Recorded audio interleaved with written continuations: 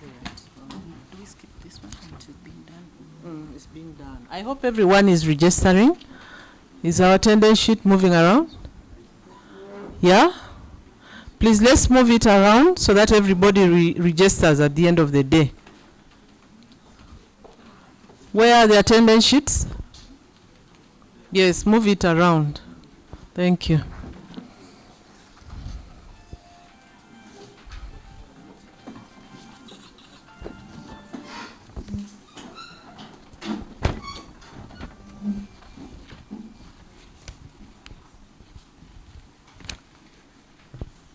Let's have these chairs.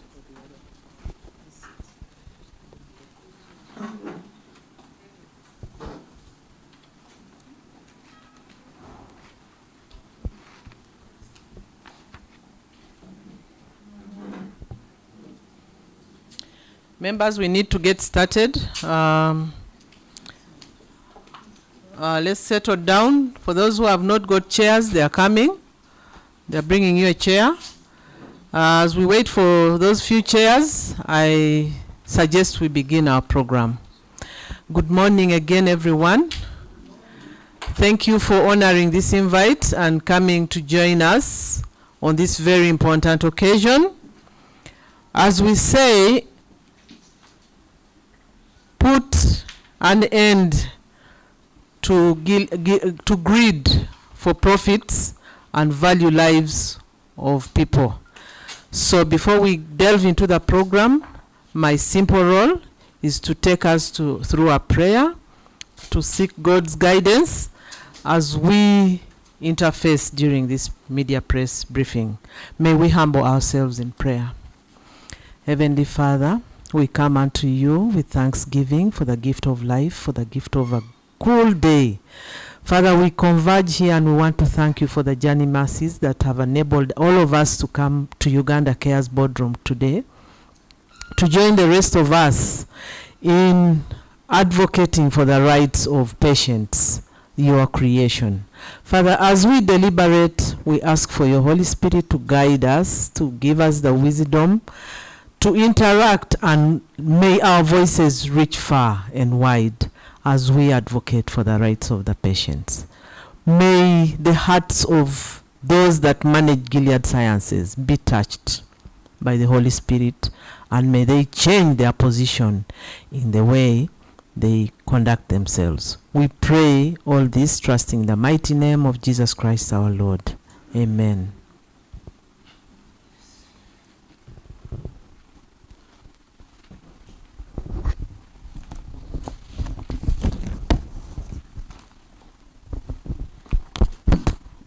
Good morning, ladies and gentlemen.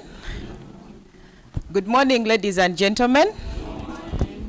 Hey, we are here for some good work, and it requires energy. So we need to start, with our energies up. My name is Diana Tivesigwa, and I'm going to be the moderator of the day, but maybe before I say what I want to say, we need to officially open up this meeting or press conference, and I hope every one of us has the program. Probably I can run you through it. 9 to 9:30, we're expecting our guests to arrive and have a media brief, which my colleague Martha did. Then a prayer. She has really taken us through a good prayer. Then we shall have the national anthem. We shall do self-introduction. We shall have welcome remarks from our country program director.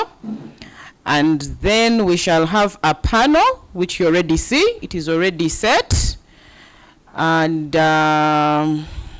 okay. I'm just realizing that this panel is full of men. It is so gender blind. And so, do we have someone seated there?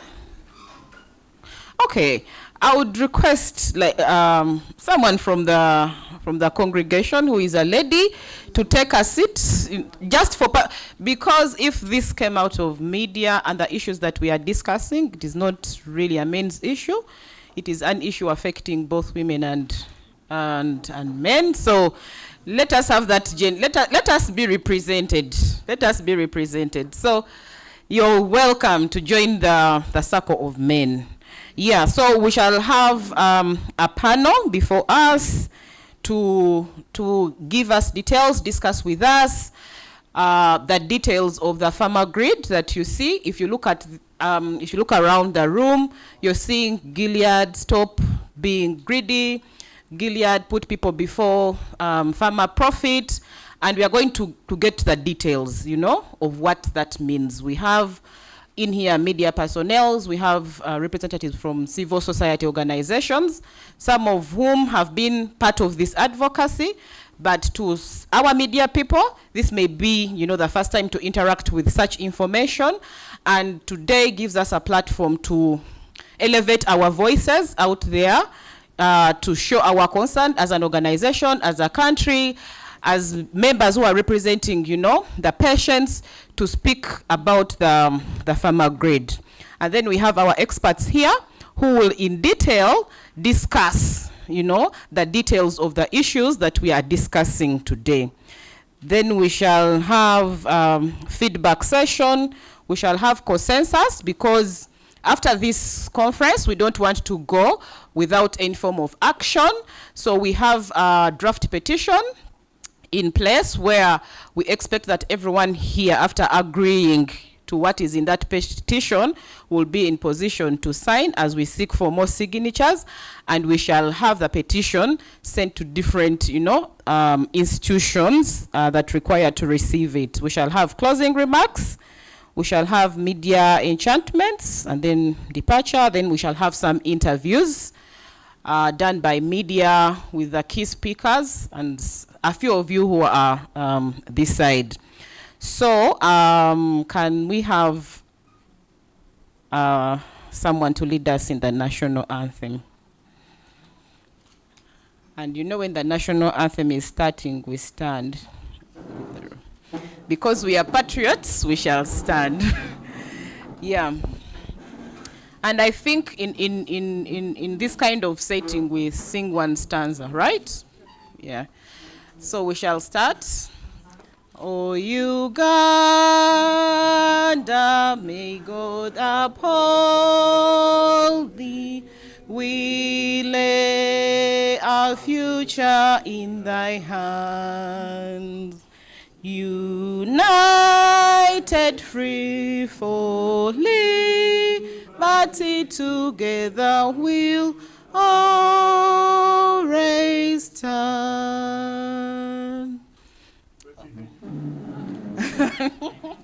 Okay, thank you so much.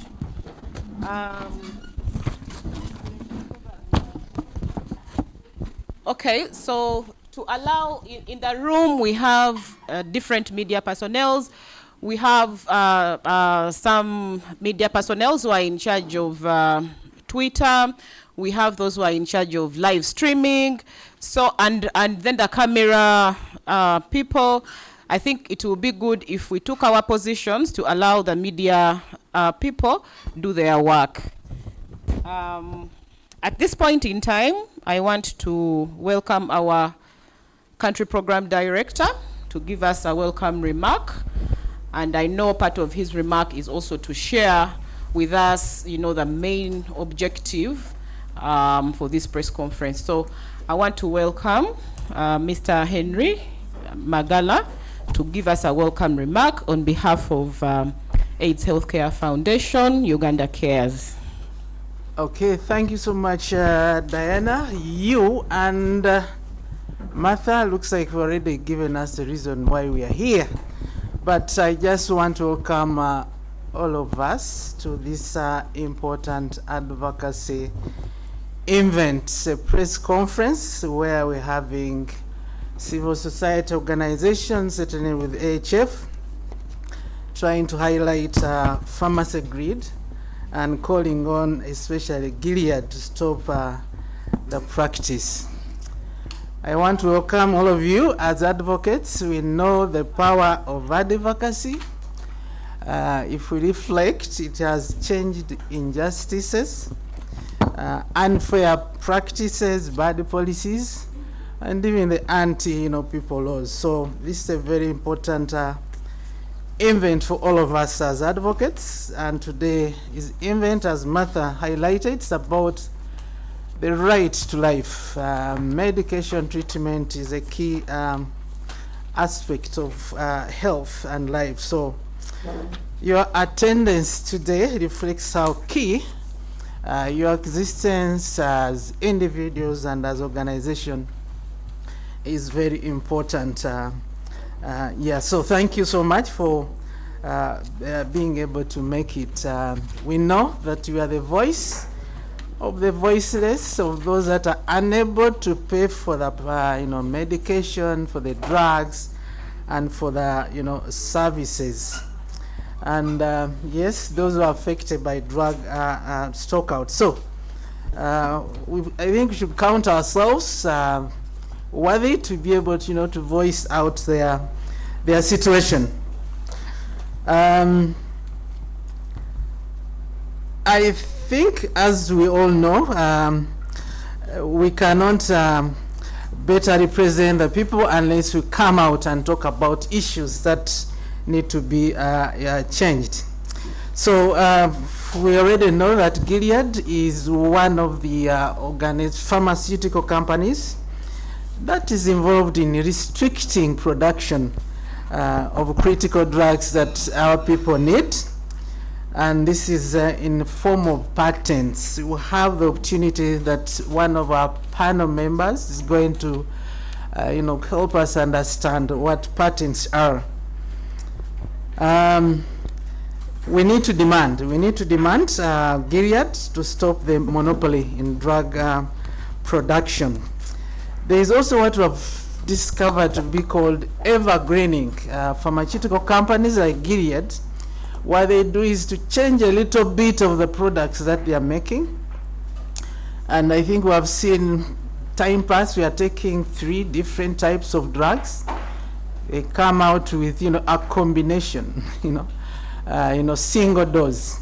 And because of that, it's based on that. I hope I'm not going into what Peter is going to talk about, to prolong, to extend their patent when they have not actually added quite a lot of, have not added value. So this is the type of situation we are faced with. And because they continue with the patent, you find that they charge, prices as they are. So as HF, we are a global advocacy organization. We began an advocacy campaign across the 45 countries we are working in, and certainly Uganda is one of them, to protest this kind of attitude from Gilead. So I don't want to take a lot of time, but to thank you for making the time to this press conference. And I want to thank HEPS for mobilizing all of us here. I think HF just came in at the end. So Kenneth, please take our appreciation to the organization. And as Diana mentioned, we have opportunities today to hear much more about what patents are. And with me here, I don't know it's too early, is Peter Etwelu will be here to let us know about what are patents when you're talking about patents. And then again, yes, patents, how do they affect access to drugs?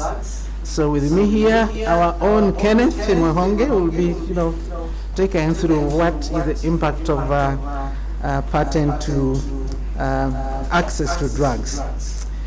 Then also we have those that have got the experience, of benefiting or taking these drugs. We want to hear, and I think this should be a session where Gilead has to listen, because we have those who have gone through the treatment and they have had experience. We need to hear what are they saying. Is it the drugs that they took, were they those that they would be recommended? So we have an opportunity to have Fred Ebilu, who will be giving experience. We have Emma, Emmanuel Tamagozi, will also be talking to us, and then also Dennis Mading will be talking to us, sharing the experience and what is it that they are saying Gilead should, do. So, not take a lot of time to thank the media for turning up. You will know that you are ever the voice, yes, again, of those, the voiceless.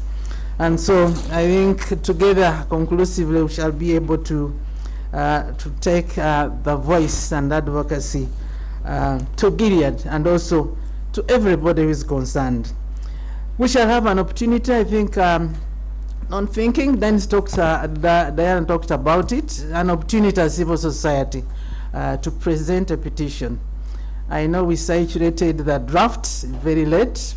There are those that have been able to respond with thank you, but I think as we conclude, we may need to hear what are the issues that are going to be presented to Gilead, and then, yes, so that's how the day will run. Once again, thank you so much for turning up, and let's have the best out of this. Thank you very much. Back to you, Diana. Hey, thank you so much, Henry, for giving us. Thank you so much, Henry, for welcoming us all and giving a brief about the meeting. AHF having over 1.7 million patients across 45 countries, and we're talking about HIV patients across 45 countries. We cannot keep quiet as an organization because the grid has an impact, on our patients. So this is not just done here in Uganda. This is a global campaign which is ongoing, and such acts and actions are being done and carried on in other countries. And so today, as Uganda, not just AHF Uganda, the fact that you're here, you're part of the Ugandans in this room who are going to add onto the voice globally to call out Gilead to stop its pharma grid. And we expect that such actions will yield, and we expect that Gilead will be responsive, and also our governments be responsive, put pressure, on such companies that are monopolizing patent and limiting good quality drugs from coming into our countries. I think I have taken interest to kind of do some reading about, pharma grid. And I discovered that we are speaking about something that started way back in the 1980s, when HIV has just come into play. When the medicines for HIV were developed, immediately they introduced patent. So the issue of patent has been on, for some time. There have been agreements that are put in place to kind of control this kind of actions, but not all countries have actually responded, to some of the agreements around patent rights. And so the act has continued with pharma companies that are leading in the production of these medicines. So, which means people have been talking, and we are still talking. And in advocacy, we don't get tired of talking. So we are continuing with the campaign. The fact that Gilead is one of the 15 global pharma companies that are producing such medicines. And we have evidence, like you will hear from our experts, on how, they are monopolizing and taking advantage, of this kind of monopoly to kind of produce medicines. You've had our CPD, country representative, talk about them combining the drugs. Like, they're doing all sorts of tricks to make sure that they stay with a monopoly to produce such drugs. And I think at some point I was reading somewhere where they even hoard medicine so that there is demand, they create demand for themselves, which has an implication, on the patient. So if they have therapy on a life-saving commodity of which they're holding patent and monopoly over it, it means that the patients in low middle income countries or poor countries, will not be in position to access that quality medicine. Studies have been done about pharma monopoly. For example, some studies indicate that low middle or poor income countries, have high prices of these drugs because they don't have capacity to produce, but also the countries that have the rights, to produce generic drugs, they still have challenges of patent. You know, they cannot produce those drugs, meaning that low middle income countries continue to suffer. And so that is why we are here. We want to have patients access, also countries, to enable countries be in position to procure and buy good quality drugs that are going to support our patients. So we have a press statement that is going to be delivered by our country program director, Henry. Okay, someone was whispering to me like introduction, but I was also looking at the room having so many people at the time. So I was thinking at the time of reactions, I would expect that everyone in this room would speak. So before you speak, you can introduce yourself, tell us where you come from. Yeah, because we shall waste a lot of time doing the introduction, so we can introduce during the time of reactions. Yes, so I am going to welcome Henry, who is going to read out our press statement, and thereafter we shall have the other panelists who are experts. Some of them are actually survivors of the issues that we are talking about, like TB. They will share with us the impact of the grid, you know, that we are speaking about today. So can we have our media personnel set, live streaming set, because in about 3 minutes, Henry is going to be delivering on the press statement. So the press people, you need to give me a notification so that Henry can go ahead with delivering the press statement. So Henry, 1 or 2 minutes. Can you please give me an indication? Set, set, set, set. Okay, so Henry, you're welcome to deliver on the statement. Thank you, colleagues present here. This is the press statement release as we try to demand Gilead to stop the grid by granting patents for HIV, hepatitis, and COVID-19 drugs. So civil society organization and AIDS Healthcare Foundation jointly condemn the greedy practices of Gilead Sciences, one of the largest biopharmaceutical companies that are putting life-saving drugs for HIV, hepatitis C out of reach through exorbitant prices.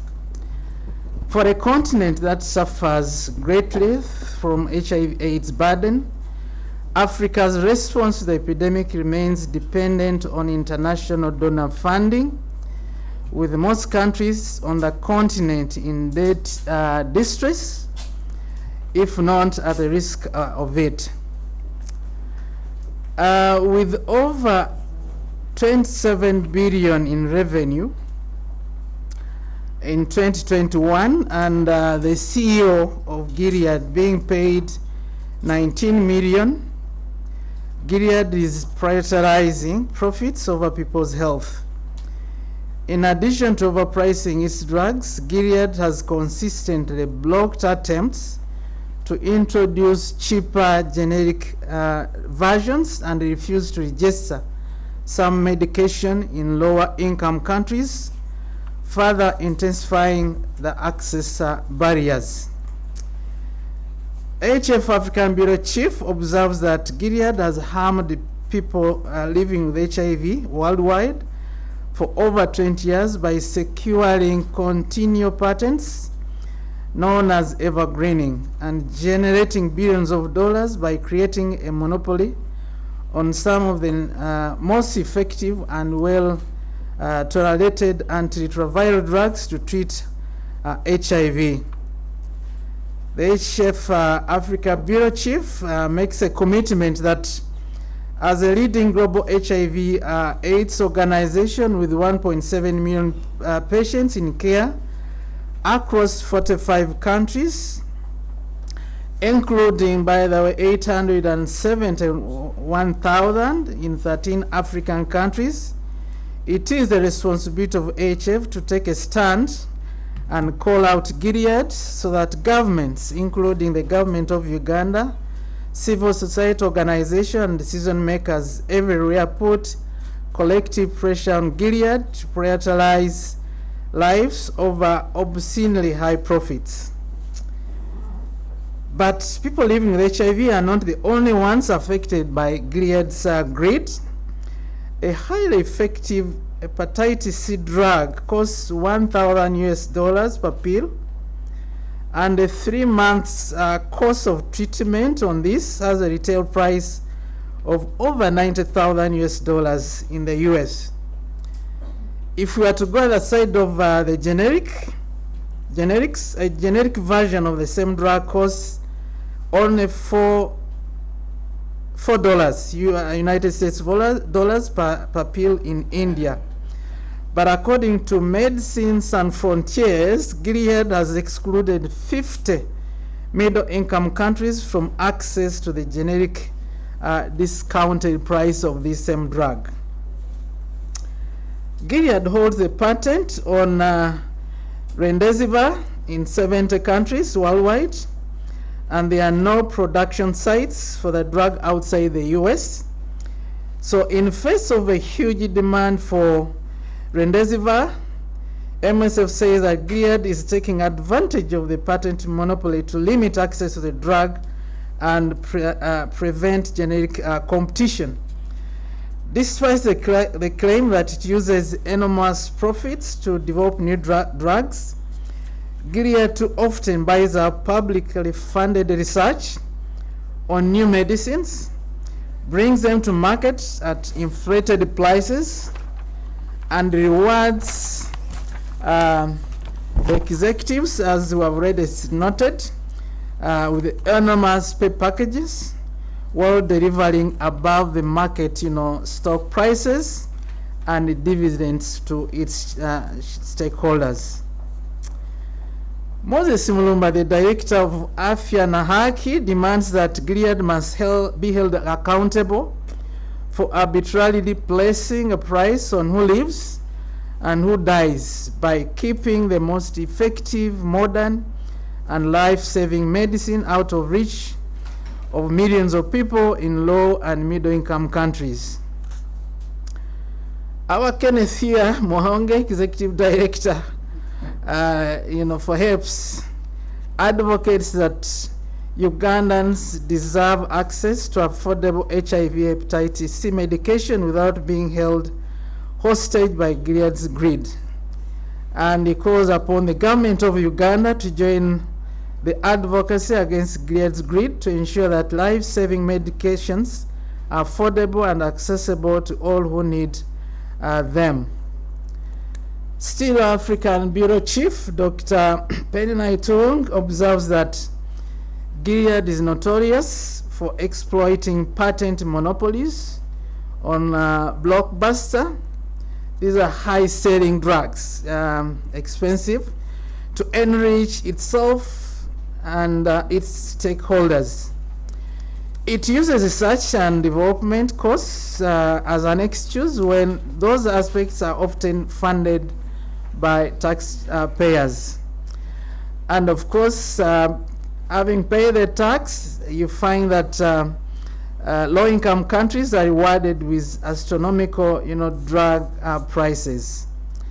So the HF Global Advocacy Campaign is meant to let everyone know that Gilead's greed tactics and make life-saving medicines accessible for everyone, not just for people in the rich countries. I also observed that it is impossible for patients in low and middle income countries to access quality, new effective drugs without Gilead granting patent rights to generic drug manufacturers. And so with the dwindling, donor health funding and low domestic health financing, there is no option other than those who are giving us, supporting us in the treatment program to use the low cost. And often the low costs, they are not the best, they are not the contemporary, they are not the cutting edge medicine, and they often have side effects. So what are we saying as civil society organization as I'm concluding this statement? We are now calling on Gilead to stop evergreening patents on existing HIV/AIDS drugs like Truvada. It is an exploitation other than an innovation. Civil society organizations want to open the license for generic production of hepatitis C drug, sorry for my tongue tying, which is heaven, to all low and middle income countries without exception. Civil society organizations are calling on Gilead to sell or license remdesivir for generic distribution at a non-profit price during COVID pandemic phase. I'm not a pharmacist, so my pronunciation of that has challenged, but this is a drug that treats COVID. It's not available to us. So, as I finally, I'm saying that there should be licensing. We are saying that it should be licensing of technology to produce treatment for cryptococcal meningitis to generic manufacturers. So it's time that Gilead stops the grid. So thank you so much, and I hope you have received the statement. Thank you.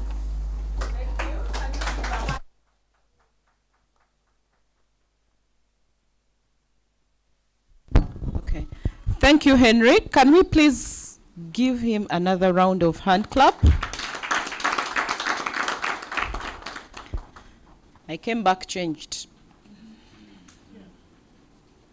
And I request, like everyone who has been in position to receive something like this, with this kind of message, to bleed, you know, with us. We are bleeding over the grid. So can we all bleed against the grid, the Gilead's grid? Can we, please? We want to look the same.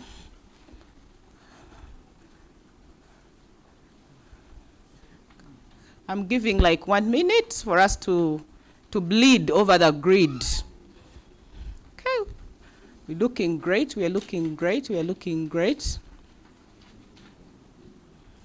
We're looking great.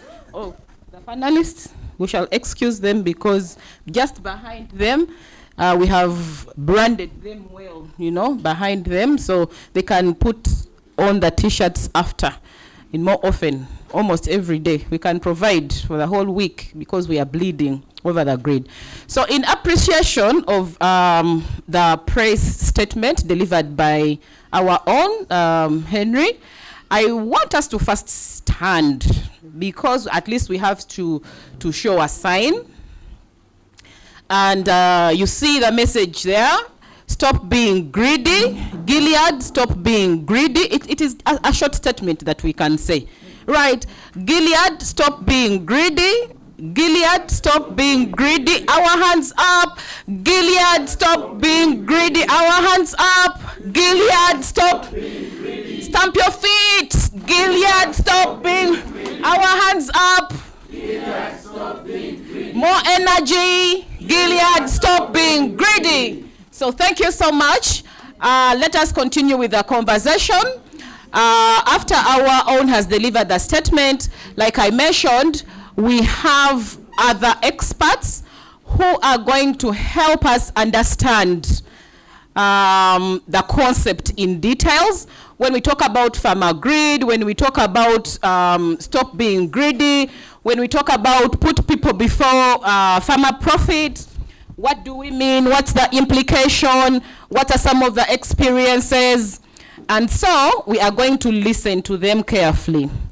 And our media people, please, these are some of the additional details on top of on top of the statement that has been delivered by Henry. So we have, maybe I'm going to give them an opportunity to introduce themselves because they are advocates. We cannot speak on behalf of advocates. Yes, so I'm going to give an opportunity for our panelists to introduce themselves well, and then I'll keep the ball rolling. So I'll start from here. Yes. Good morning, everyone. My name is Luta Maguzi Emmanuel. I'm the Executive Director at the Hepatitis Aid Organization, and a person living positively with Hepatitis B. I know about my status in 2016. Thank you. You're welcome. Yeah. Yes, good morning once again. I'm Fred Ebil, the director of Forum for TB Survivors Uganda Limited. I'm one of the survivors, and I feel very happy this morning actually to be here. Thank you so much. You're welcome. Morning, everyone. I'm Kenneth Mwehonge, the Executive Director of HEPS Uganda. You're welcome, Kenneth.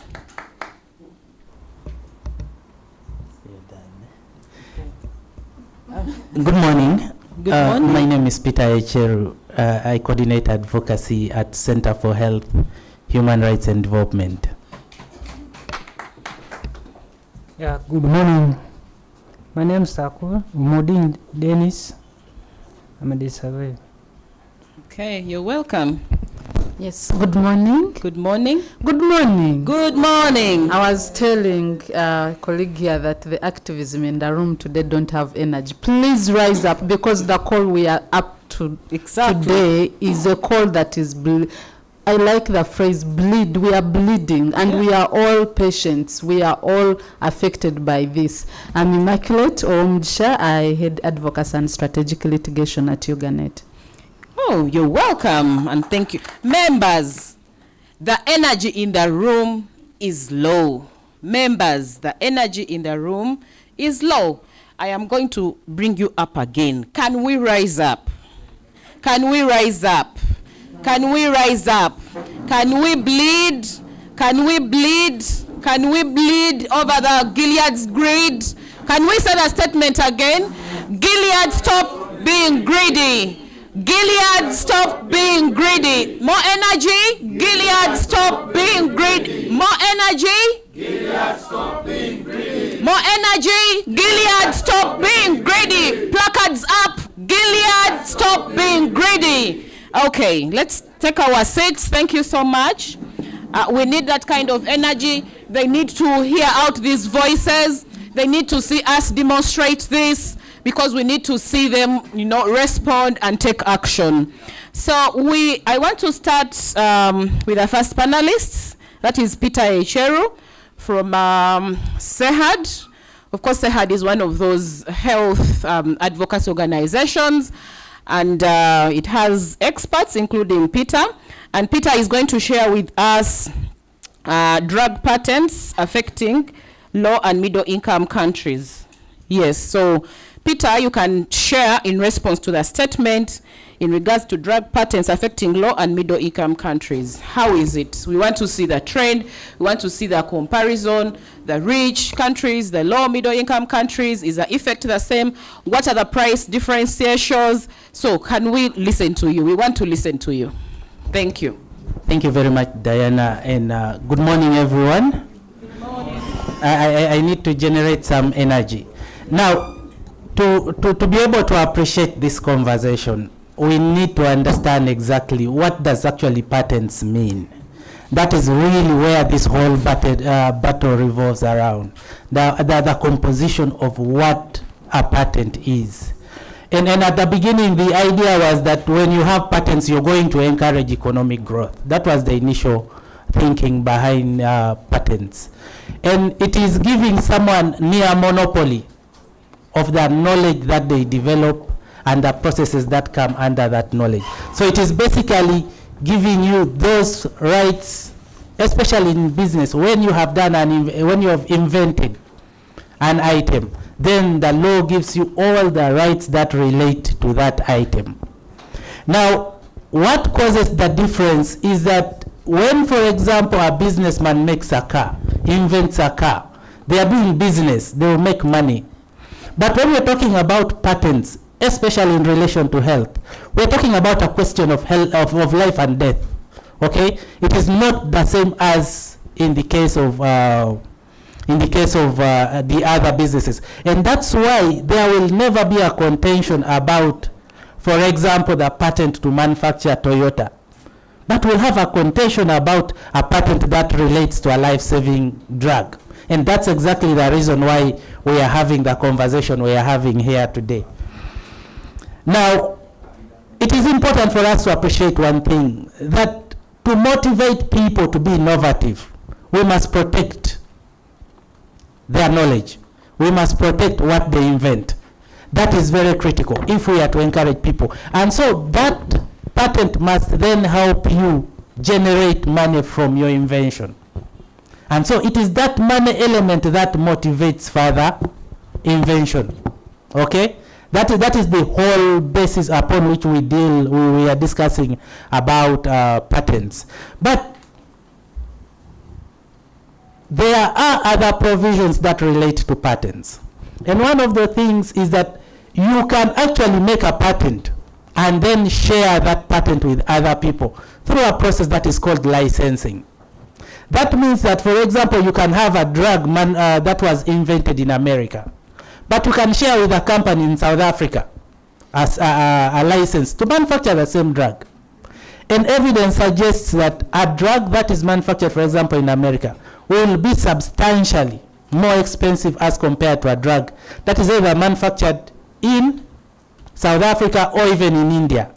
But when it is the same drug, and I am sure you've seen this in the market, if you go and look for drugs that are from the United States, even if it is the same name as one that is from India, the prices will be different. But they're the same drug. And that arises because of the differences in the costs of production across the globe. Now, if you want to maximally benefit from a patent, the best way to do it is to hold all the rights to yourself, because that then gives you monopoly, outright monopoly across the globe to manufacture that commodity. And this is exactly what Gilead is doing, to hold the rights to medicine, life-saving medicines to themselves, and saying we are not even giving licenses to anyone else to manufacture these drugs. And this is extremely dangerous. It is a question of, is it ethical to prioritize profits over lives? That is the question that we are encountered with today. And I think it is very important that we continue to engage on this concept of monopoly, especially when it relates to human life. We don't care if you want to make 100% profit in making vehicles. But when it comes to life, what takes precedence? Is it life? Is it profits? That is the question that we need to be asking. Now, of course, one thing we need to note is that even when we're dealing with these patents, a lot of research that goes into developing this has public money invested in it. And since most of us were here at the time of COVID, I am sure you remember how much governments invested in research and production of all COVID vaccines. The same applies for all these other vaccines. And that's exactly the reason why we argue that it is actually not right for drug companies to be treated in the same level as any other business company. Because for a bigger part of the discussion, they also receive public funding for the research for production of these medicines. So why is it that public resources are used to finance the research and development of these drugs, and then it later on turns out to be a profit venture? Public money is invested in the research and production. Then at the end of it, you kick the ladder and say, we are purely business institution, when you have received public money. And I think that is the kind of dishonesty that Gilead and the other groups that are promoting monopoly in terms of patents are. Because they receive public money, they receive taxpayers' money. And so that must be factored in the pricing of drugs. And the reason they receive public funding is not because the public loves them so much, but it is because it is the obligations of governments to promote the health of their citizens. So governments invest in this research, in the understanding that it's going to save their people. But if we are going to decide to hold the drugs to ourselves and see the world bleed and see people die because we think a CEO must be paid so well, because we are prioritizing how much we are going to pay shareholders, then I think that is being unethical in terms of doing business. Medical science is unique, and so it's important that we treat it differently. Now, the other thing is about inequity. Does the decision to live or to die, must it be determined by which part of this globe you live in? Must the decision to live or die depend on how much money you have or how much you don't have? We are all human beings, and Lucky Dube said in his song, he said, whether you're black, whether you're white, we are all human beings, yeah? And we are all equal. And so the likes of Gilead should not use the monopoly status to segregate this world into the haves and the have-nots, and sentencing the have-nots to death at the expense of those who have the resources. So I think it's one thing, it's a question of what is right. Yeah? What is it that we are doing that is right or that is wrong? You remember that at the height of COVID, low-income countries were at the tail end of receiving vaccines. But even when we are not in a pandemic like it was at that time, companies like Gilead are continuing to sustain the division between the South and the North, making sure that the poor can go and die, the rich can stay alive, but also ensuring that while they enjoy filthy profits for the shareholders, we can sacrifice filthy lives in the third world and the low-income countries. And I think that is not the right idea. God's plan was that all human beings are equal, and every life, whether educated or no, whether black or white, whether in the South or in the North, whether they have or they don't have, are all human beings. And so patent rights must not stand in the way of human beings remaining human and living by God's will. So I think that is an important thing that we need to talk about. So it is important that going forward, not just to demand that Gilead extends licenses across the world for this, but also the countries around the world must put pressure on Gilead to ensure that Gilead actually allows for a production of generic versions of their drugs, and ensure that they are also contributing to the fight to keep humanity alive. I thank you. Thank you so much. Thank you so much, Peter. And as AHF, he mentioned something like, I think we need to go for what is right. And as AHF, we stand for what is right. So what is right in this room is that we shall not accept big pharmaceutical companies like Gilead enjoy exorbitant, profits, enjoy ambiguous monopoly at the expense of people who cannot access, medicines. And so we shall continue to stand for what is right. So at this point in time, I want to invite Kenneth. Kenneth is a big man. He has been an advocate for HIV across the globe. And I know most of you know him here. He's one of those people who have really, really put up the voice, around HIV issues across. And so we want to listen to her in the context of what is the impact of patents on drug access and quality. Because we may be asking ourselves, so what about the patent? What about it? Which impact does it have, you know, on the community that we are speaking for right now? So Kenneth, please educate us and tell us more on the impact that it has. Thank you. So thank you. And building on what Peter and Henry have shared, I would want to bring this into context. First of all, as poor countries, in 2001, the World Trade Organization had a ministerial meeting in Doha, popularly known as the Doha Declaration, where they adopted a declaration agreeing that poor countries should be allowed to copy production of these brand medicines.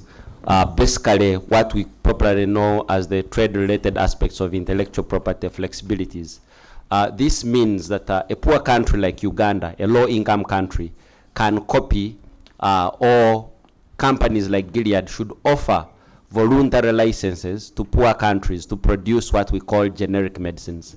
And you've been to a pharmacy, or I believe any of us has bought medicine. You go to a pharmacy and they tell you this is a medicine from Germany, it costs 10,000. This is from India, it costs 1,000. We've experienced that. Yes. So usually, the 10,000 one is what we call a brand medicine, or the originator medicine. And then the generic one is a copy of the original medicine. They're all the same medicines. We can discuss the differences later. And this is what we're talking about. And Gilead has been, for many, many years, hesitant to share these voluntary licenses which permit poor countries like Uganda to produce or import these medicines. Now, for a country like Uganda, 90% of the medicines we use are generic medicines, and they are generic imports from India, actually. So you can see the impact. We've seen in our statement where we have a drug for treating hepatitis in the US costing 1,000 per pill, $1,000, and a generic version of it costing $4. So you can see. And what's the impact of this? We very well know for the poor countries, much of our medication is supported by donors. It's because we can't afford it. There is no one who can afford $1,000 to buy medication. For example, for hepatitis, that's around 3.7 at the current dollar rate for just one pill. And yet $4 is about 12,000 to estimate. So you can see the difference. And we all know that worldwide we have about 38 million people living with HIV. And the sad news is that every minute someone dies. That's according to the UNAIDS update report of 2022. Every minute we have someone dying due to HIV, due to lack of access to medicines, or medicines that are not highly effective, and that's the result of death. But also, Uganda is one of those countries where the epidemic is rising. We're talking of ending AIDS by 2030. But as Uganda, we are seeing new infections every day. Every week we have about 500 girls, adolescent girls and young women getting infected of HIV. And we have a company like Gilead producing Truvada, which is a drug for preventing HIV infections. It's highly effective, by the way. We've struggled with the generic versions that we've had, which have more side effects. But Truvada is highly effective. And our young girls do not have access to that. And that we are seeing across sub-Saharan Africa. So that's why today we say we are bleeding. Also, we see that 1 in 4 people have no access to antiretroviral therapy. Globally, I said 38 million people are living with HIV, but 1 in 4 has no access. And why? It's because of these pharmaceutical companies not voluntarily offering voluntary licenses for production of generic versions of these medicines that are cheaper, affordable, and you can see the impact. But also, we are seeing that as Uganda, we have annually about 38,000 new infections. New people are getting HIV because we are not accessing these highly effective preventive drugs. We're also seeing about 28,000 people dying every year due to lack of access of these medications. So that's why we are calling upon these companies. My colleague Henry talked about evergreening. It's accumulation of patents on one same drug. They just modify it a little bit and patent it. These patents are awarded to any innovator of a medicine for about 20 years. But what do we see Gilead doing? They keep modifying it and then patenting it again, which denies access to millions of people to these life-saving medicines, and which leads to needless death. So that's why we call upon Gilead, who they already have blood on their hands, to stop this pharma greed. Thank you.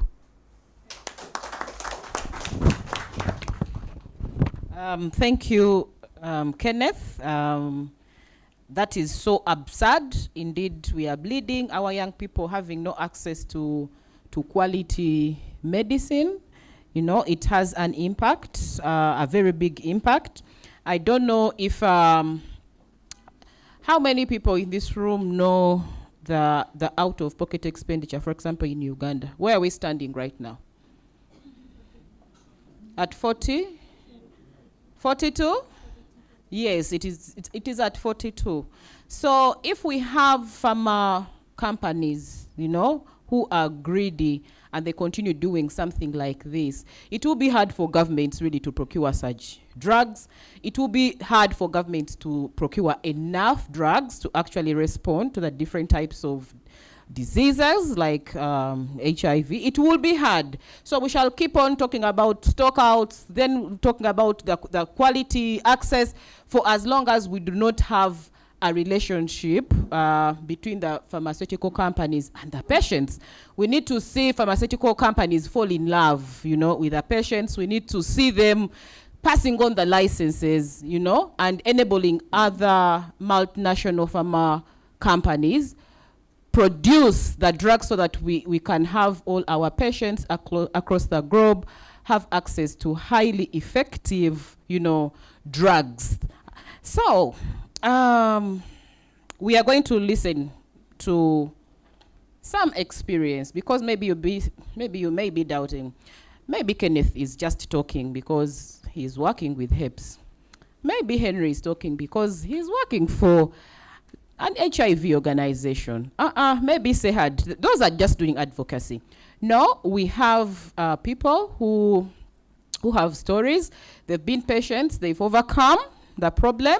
They're still on drug, but I think they have their personal experience about the issues, you know, that we are discussing right now when it comes to pharma grade.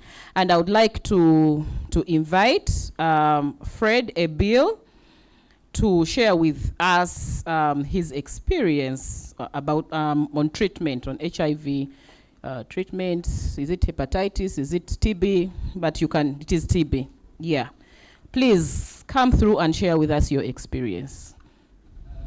Thanks so much, Diana, for your elaborative issues that you have brought forward. Allow me to really, first of all, thank so much EPS Uganda and Uganda Cares for quite a great thinking that you have seen that I think this is the right time. I made mention earlier that I'm called Fred Ebil. I'm the executive director of Forum for TB Survivors Uganda. These are the survivors that they have come together to at least look forward to see that through the experience that they have gone through, they have something actually to say. In brief, I just want actually to briefly bring in something through the experience that I've gone through. I've been a survivor for MDR, that is multi-drug resistant TB. This is a TB which when actually you go through, it is a treatment of 2 years. I personally, when you look at me at the moment, somehow, somewhere, most of the people, they couldn't believe that I may be alive by now because of the situation that I was in. But I want to thank God. I want to put this one forward, that I want to thank God, because I believe that it is God actually who has made the healing that I'm in at the moment.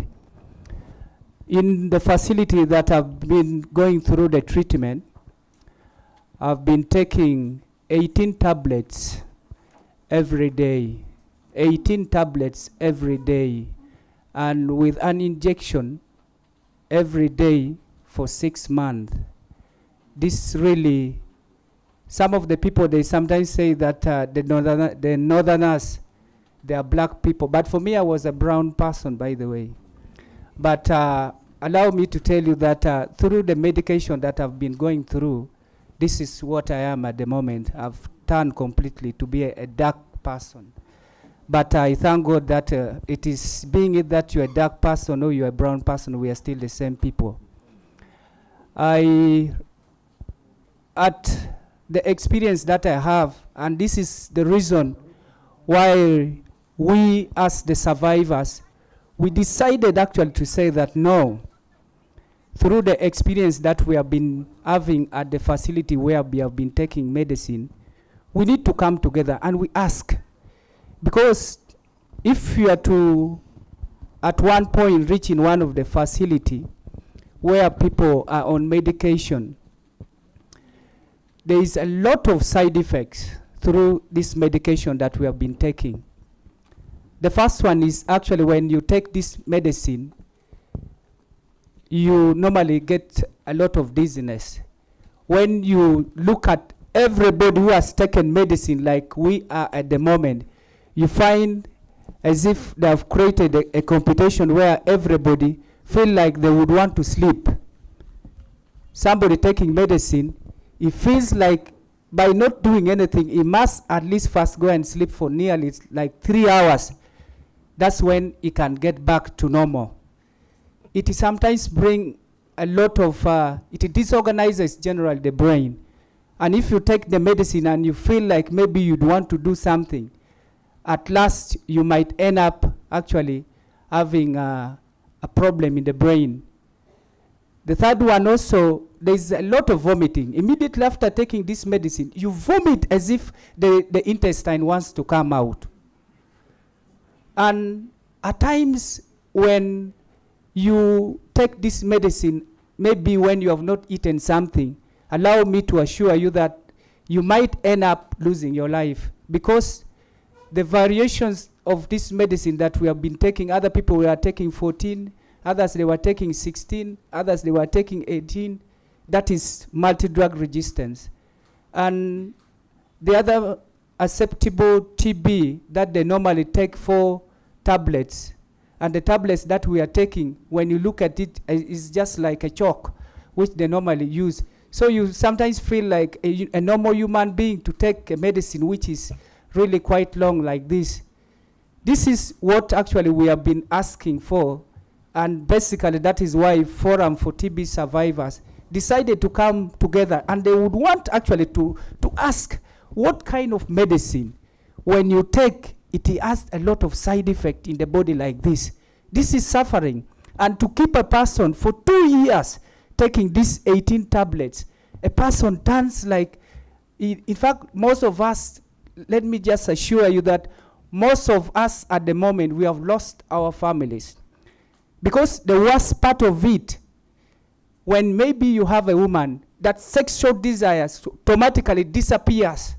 And a woman cannot, at times when maybe she is not somebody who is strong in art, she cannot sit and wait for the 2 years that you have been taking this medicine. So this is the reason why we have been asking a lot of questions. And that is why we wanted actually to find out who are these people who are making this medicine, which brings a lot of side effect in the body. For sure, that is why I first started by thanking Chaos Uganda, that is Andrew Magala and Kenneth, for quite a bright idea, looking forward to see that we, the survivors, at least they get actually an alternative for at least this medicine. Though maybe for the cry that also we have been putting out about 1 or 2 years back, we have seen they have reduced the period that this medicine is being taken. From the 2 years that we have been going through, that is 18 months, at the moment, for those patients that they are taking multi-drug resistant treatment, that is MDR, at the moment they are between 9 to 12 months. And for those ones who are in for acceptable TB, it is between 4 to 6 months. But we are saying, no, this is not yet okay. There is no any disease which actually can take you quite a duration, which actually you keep on taking 18 tablets or 16 tablets every day. It is causing a lot of problem to our body.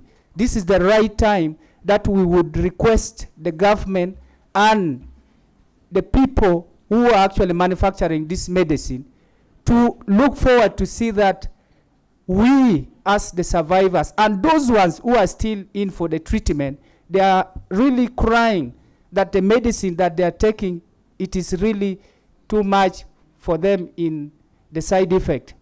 So that is why I'm saying the TB survivors join up together, and they say they would want, they are crying that if it is true today, I've had, and I've not been knowing the manufacturing company that is called Gilead. I've learned today that they are the people whom they are causing for us this problem. Though we want to thank them for what they have done to us, but there is a lot of problem that really we, the patients and then the survivors, we are having in this medicine. It has caused a lot in our life, and we need both the government and the Gilead company to at least look through to see that at least the medicine that they are producing, it is really, they have made adjustment, and it is not even okay. It is really very sad for me to hear that the medicine is actually specific for only a particular company. As a country, I look to see that we have very many industries. Is it true that we, the Ugandans, we don't actually have access to manufacture this medicine? To me, I'm saying no. As a country, we have all the potentiality actually to manufacture this medicine. So they should give us the right lances or everything for this country to at least manufacture this medicine. I thank this. Thank you so much. Oh, thank you so much, Fred. That was so heartbreaking, touching, but your message has been very clear. Your ask has been very clear. He is asking for Gilead, pharmaceutical companies like Gilead, you know, to pass on licenses to countries like Uganda, where we have pharmaceutical companies, to be in position to manufacture quality drugs. We don't want the other one. We want the quality drugs that are going to help in addressing all the issues, you know, that have been said. No, it is very touching that we have people, this is one of them, but majority of people out there are going through the same experience, and they are bleeding, they are crying, you can feel the pain. It has so many other effects, you know, that we may not even think about. And so we stand here today to really cry out loud to pharmaceutical companies like Gilead. So can we also hear from Lutamaguzi, Emma?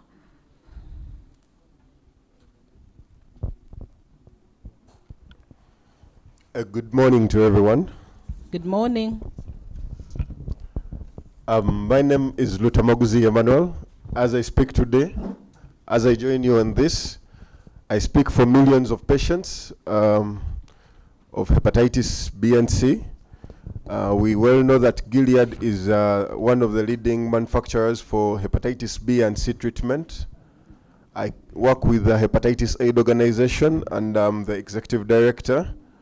I'm also a person living positively with hepatitis B, but on a daily we are seeing hepatitis B and C patients come in helplessly and without any support. hepatitis C particularly is the leading cause, or hepatitis B and C are the leading cause of liver cancer. And we have 300 million deaths every year worldwide, with over 400,000 people who are dying to the repercussions of hepatitis B and C.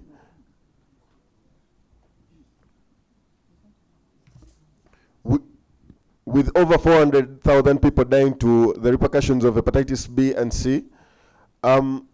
Today we request, or we come out as the hepatitis B patients and hepatitis C patients, asking Gilead Sciences or Gilead pharmaceutical company to give us the license as the low-income countries, to give us the licenses to manufacture these treatments, because number one, the cost of treatment for a hepatitis C patient who takes about 3 months to be treated is very expensive. We have said that in the USA it costs about 1,000 to get a pill for hepatitis C, but in India it costs about $4.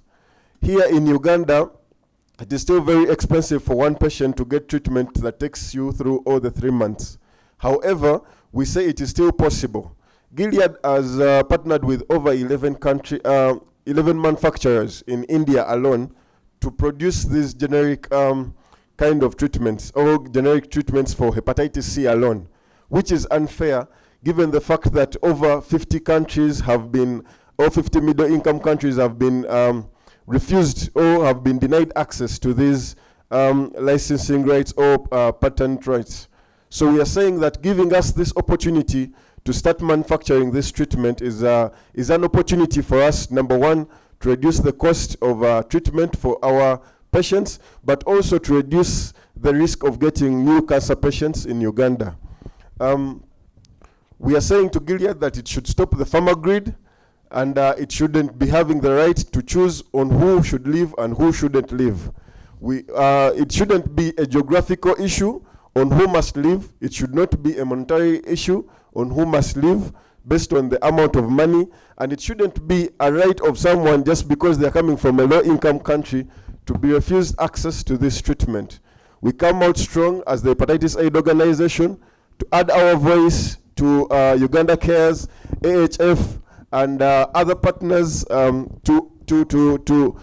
speak about this inequality, and we are saying this should stop, and it should stop now. Stop the farmer grid. We are bleeding as patients, and this must stop. Thank you. Thank you so much. Emma Lutamaguzi, the patients are bleeding. Price difference really limits access, to quality drugs, and we cannot say more than people who are going through treatment. These are a few of them, but majority of them are not even in position to speak. And so they are here today to cry out loud on behalf of other fellow patients. They may not even only be in Uganda, but also in other countries. And so the call is very clear as you have been listening from our patients. So can we also listen to Omoding? We want to listen to your experience.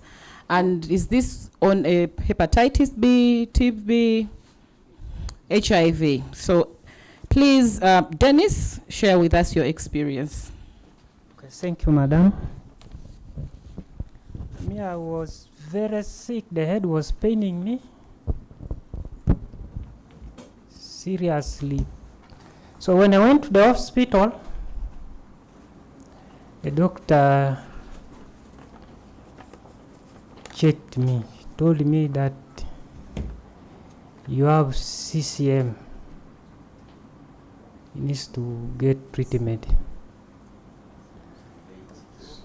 So at that time, he had no medicine in the pharmacy. He has to write for me all the names of the medicine so that I can get from outside. So CCM is cryptococcal meningitis? Yeah. So when I went to look for the medicine, they're charging me too much, high price. So have to look for money. Then I started buying the medicine until I finished my days, 14 days in the hospital. So I have to follow what they are telling me to do. You have to swallow medicine every day. Don't miss.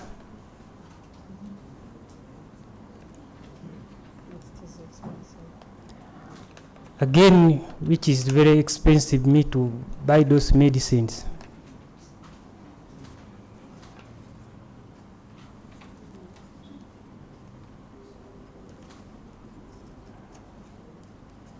I don't know. I'm requesting at least they give for us that medicine in our pharmacy so that we can get from our pharmacy at a little price. Thank you. Thank you, madam. Thank you. I feel the pain of Omoding. I feel the pain of Emma. I feel the pain of Fred. And I know, and I'm sure that you're also feeling that same pain.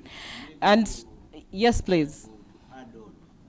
Having been one of the medical team that managed him, Please, can you speak up? He's currently unable to read. Because as even we are saying let's read on this call, he's unable to read. It's basically because he delayed to start his treatment. So the disease affected his what? Vision. Yeah, so those are the implications of limited access to medication because someone is holding these rights. And you can see the effects that can go beyond just the medical or the disease, how it affects the body, to reducing someone's quality of life. So is he probably healed, but is he someone who's left with what? Lifelong effects of that. Yeah.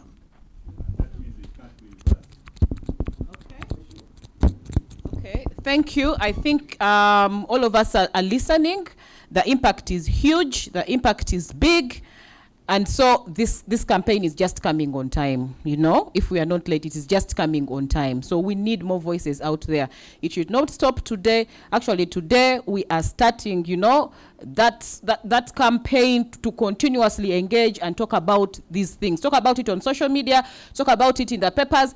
Talk about it when you get an opportunity to speak about Pharma Grid. So can we listen to the only lady, you know, on the panel to comment about? You can respond to the issues that have been raised by the survivors. Share with us your feeling. You're an advocate out there. What has been also your experience? And what are some of your asks in addition to what everyone else has said? Okay.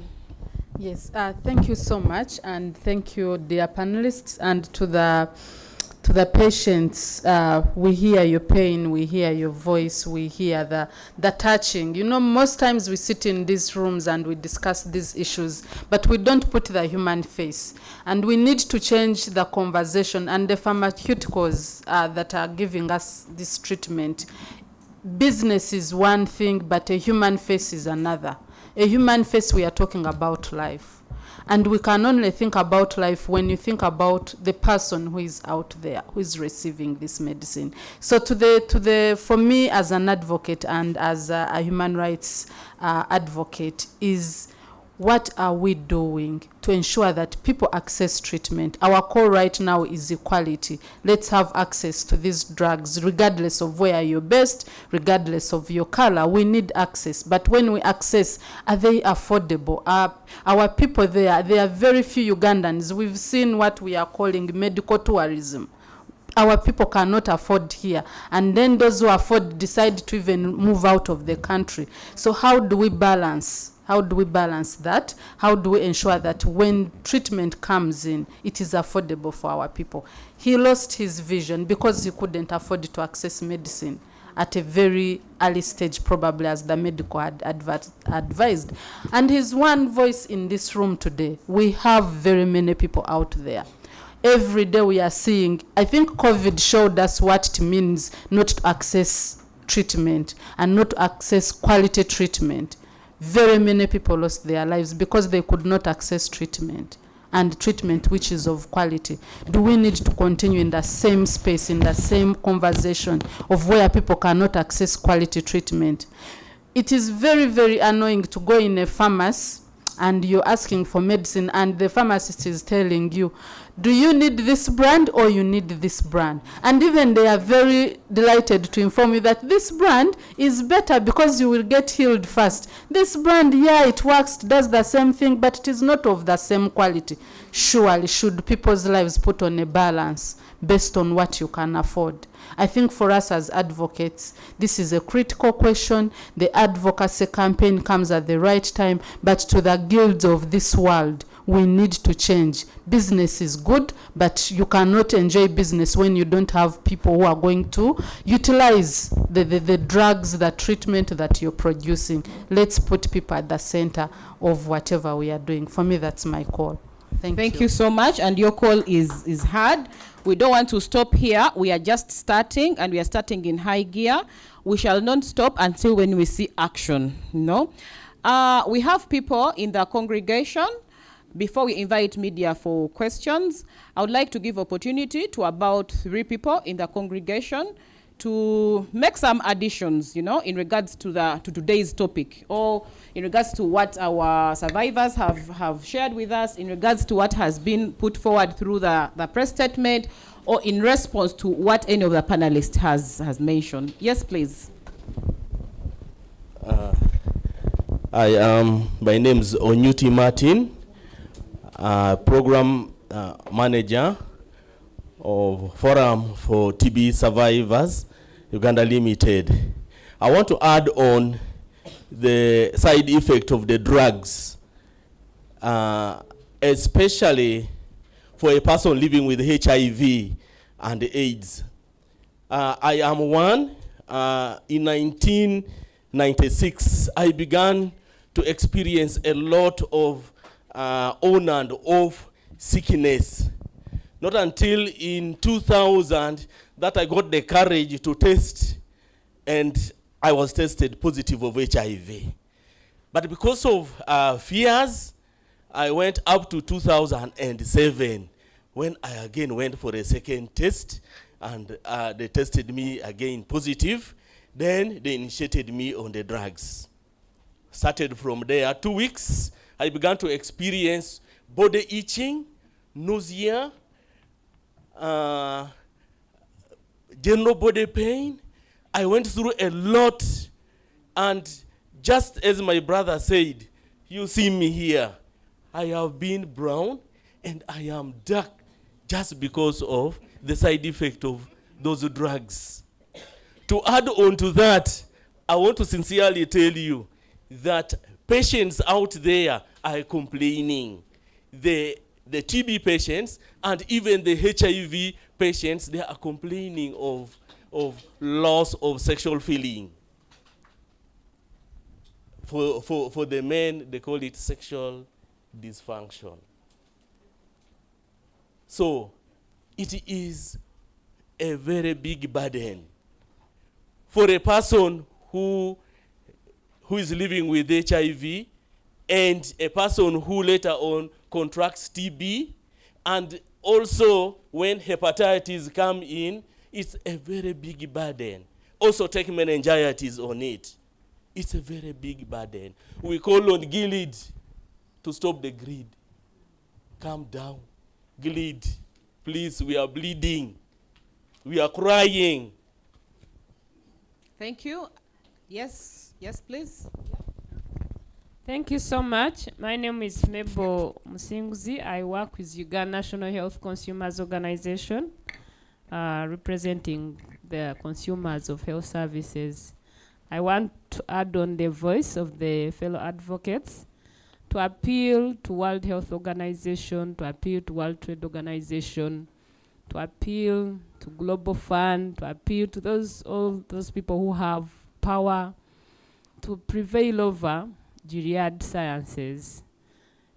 We want you to add your voices to our voices because a number of people are suffering. We shouldn't be denied an opportunity as a country to produce, because as global powers, how are you supporting the developing countries to manufacture, to innovate, if we can't prevail over the greedy practices and behaviors of some of these pharmaceutical companies? Thank you. Thank you so much. There is a young person somewhere there. He really wants to say something. I'm a she. Oh, okay. Noted. Hello, everyone. My name is Damtabi Vanessa, Program Officer, AGA Uganda, also known as the noisemaker. I'm a brother to a survivor called Lutamaguzi Emmanuel. I'm a sister to Lutamaguzi Emmanuel. No, I'm a sister to Emma, and I really feel this pain. I really feel the pain families have to handle. I really feel the stigma, the discrimination, now coupled with effects and everything that comes with all that. It's really a lot. Imagine somebody deep down in the village. It's really a lot. They get to sell off everything they own so they can afford medication for their patient, for their brother, for their father, and anyone. It's really a lot. Please, let's tweet, let's talk, let's do everything we could do. I don't know, but I'm just boiling. Let's make the noise. We really need to stop the bleeding. Thank you.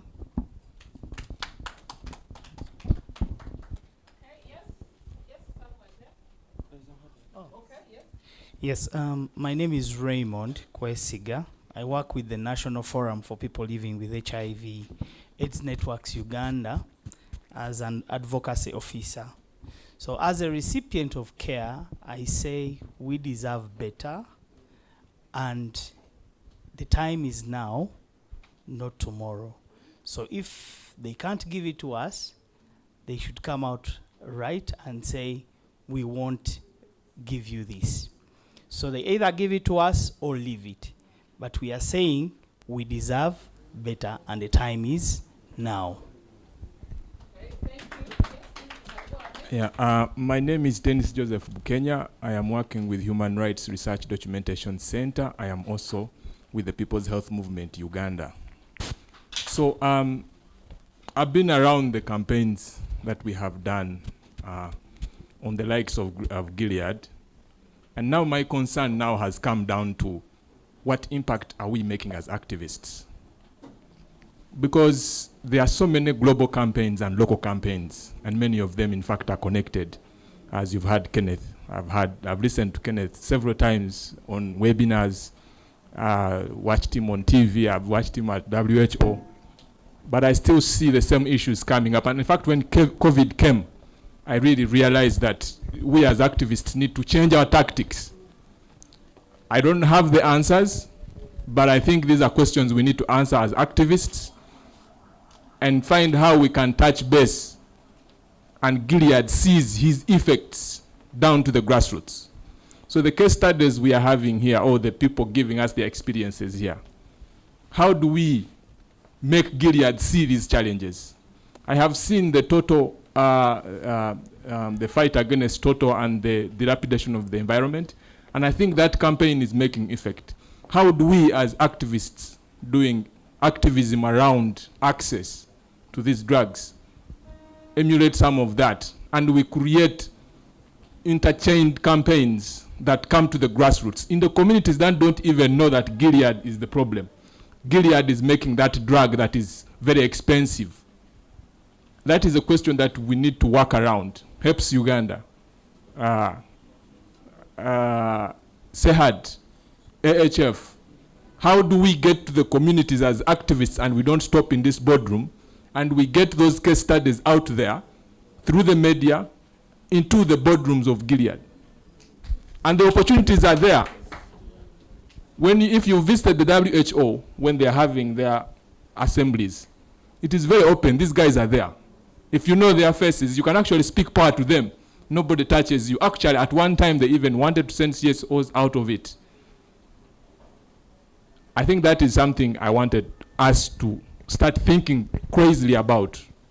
Okay. And that will be money well spent. Thank you so much. This is part of it, and this is one of a kind. We are starting and we are not stopping. If you look at this room, we have representatives of different organizations. Picking out HEP, picking out AHF, it will not help. You as a representative of an organization, take down the campaign, integrate it in your plans, integrate it in your activities, and reach the communities. You know, that is how we are going to spread out this campaign. Let the media people continue, not reporting just today and tomorrow. We need to see them bring out these issues, you know, on a daily. Can we amplify our social media engagement? Can we amplify the information and asks in the spaces that you're talking about? Yes, we have started and we shall not stop. So this is just the beginning. We don't want you to keep quiet. I'll keep on checking on you to see if you have kept quiet. We don't want you to stop. Yes. Yes, please. Oh, okay. Bernard. Yes, thank you so much. And more too, and then we invite the media. Yes, I'm speaking on behalf of us, the sex workers. So I feel these sex workers. Besides sex workers, yes, please. And sex workers and drug users. Yes, if you see me as a sex worker, drug user, everything. So now I feel if these prices are not acted upon, we who move from one fishing point to another fishing point, we travel from one destination to another, we feel we get little from selling ourselves, and I feel we can't even manage to buy these expensive drugs. And if it is not acted upon, we are really going to die. And besides, even the impact of the law is affecting all of us. We have the pertinent of the legal environment that is also really upon us, as well as the drugs being high. We get less from our sex work. We feel affected. So we need an action in regard to this. Thank you. Yes, please. I can give you an opportunity. The microphone. Thank you very much. I think it's incumbent that we call on governments. And I was also wondering whether this is an advocacy issue, or we should come up with enabling laws so that Africa can negotiate for better. But I am also looking at us not having accountability laws in the health sector. And we are wondering why we are prioritizing other laws. For instance, the Patients' Rights and Responsibilities Bill would empower patients to demand for their rights. We have been talking about pricing, even if it were for another consultancy. And one of the panelists did talk about governments, and also Africa being in the low middle income countries, that at some point a global movement reached at classifying us as poor, and for that matter we should be handed over. But truth be told, we are the biggest consumers, and I think that's the very essence, that a consumer ought to negotiate with a manufacturer for purposes of pricing. And we are afraid African states are not protecting their consumers, who are their citizens, and these are persons who cannot choose alternatives. Governments have literally accredited these drugs, claiming they are safe for us to consume, and the consumers are saying here they are irreparably hurt, and there is no recourse either through the law or compensating them. If we also look at en masse compensation, is it not about time that we demanded for funding patients who are hurt? And the other aspect why the patients and the consumers should be at the center of negotiating for better is because they have volunteered to give best case studies. I have heard of people saying, I saw, they are giving testimonies, which means they are in a way legitimizing these drugs, that at one point these drugs did work, that at some point I was a victim of a multi-drug resistance, I got this combination and it did work. So if these manufacturers are getting all this legitimacy, why don't they reduce them?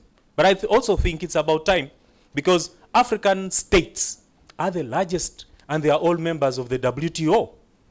You remember we lost, in a way, the campaign against waiving intellectual property rights during COVID.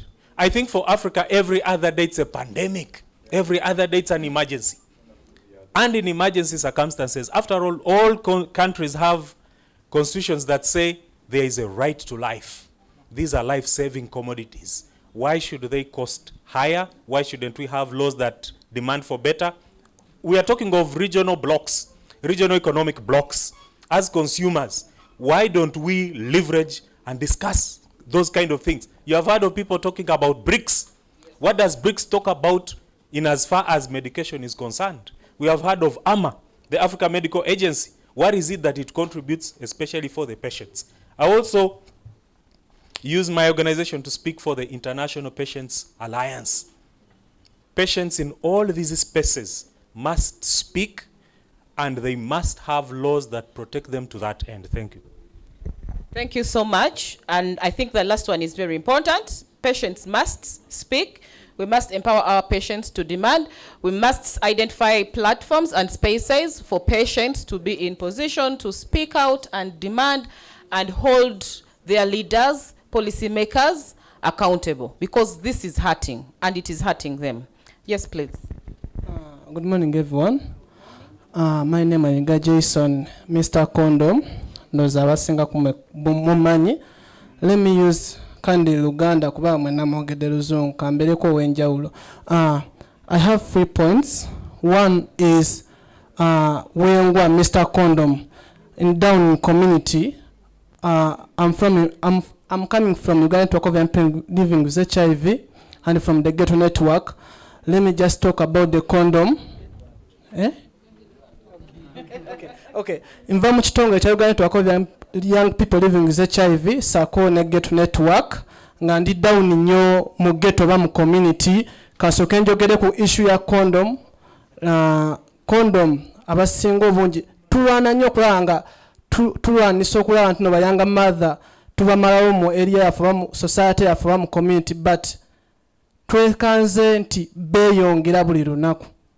The issue esookera ddala condom abasinga obungi bagamba nti condom ziggwako, bano abantu abadelivaringa condom mu malwaliro ne bakyusa kye twandise expired date because of the issue of money. Ogenda okubikula condom nga kungula egamba nti no eggwako 2027 naye nga munda the way engeri gyewunyamu eyulika n'okuyulika ngeraga nti yalina kuggwako like 2 years back nene basiganga ekyali mu stock nga bakyusa kali kungula expired date. Ekividdewo kubanga tulina ba young people bangi abafunye embuto n'abafunye HIV. Issue eyokubiri, let me talk about the HIV. Eddagala HIV nze nganza omuntu we nayitandikira naye simanyi noba ndiddamu like okubanga n'amaaso gange gali clear. Abasinga obungi natandikira ku ddagala ku Mount May. Eddagala naye nga nakalitandika lyanzita amaaso ye nembanga ndaba byeru byokka naye tulwana ne bankyusa line okutuuka ku line gyendiko. Bakyantis bangi baga nti eddagala HIV yes likendeza HIV but lina kye litwala ku muntu omulala. I have a client gwe natandisa treatment last year, but wetogera saa zino client yasooka natandika first line negana omukolako, second line negana omukolako, natandika third line.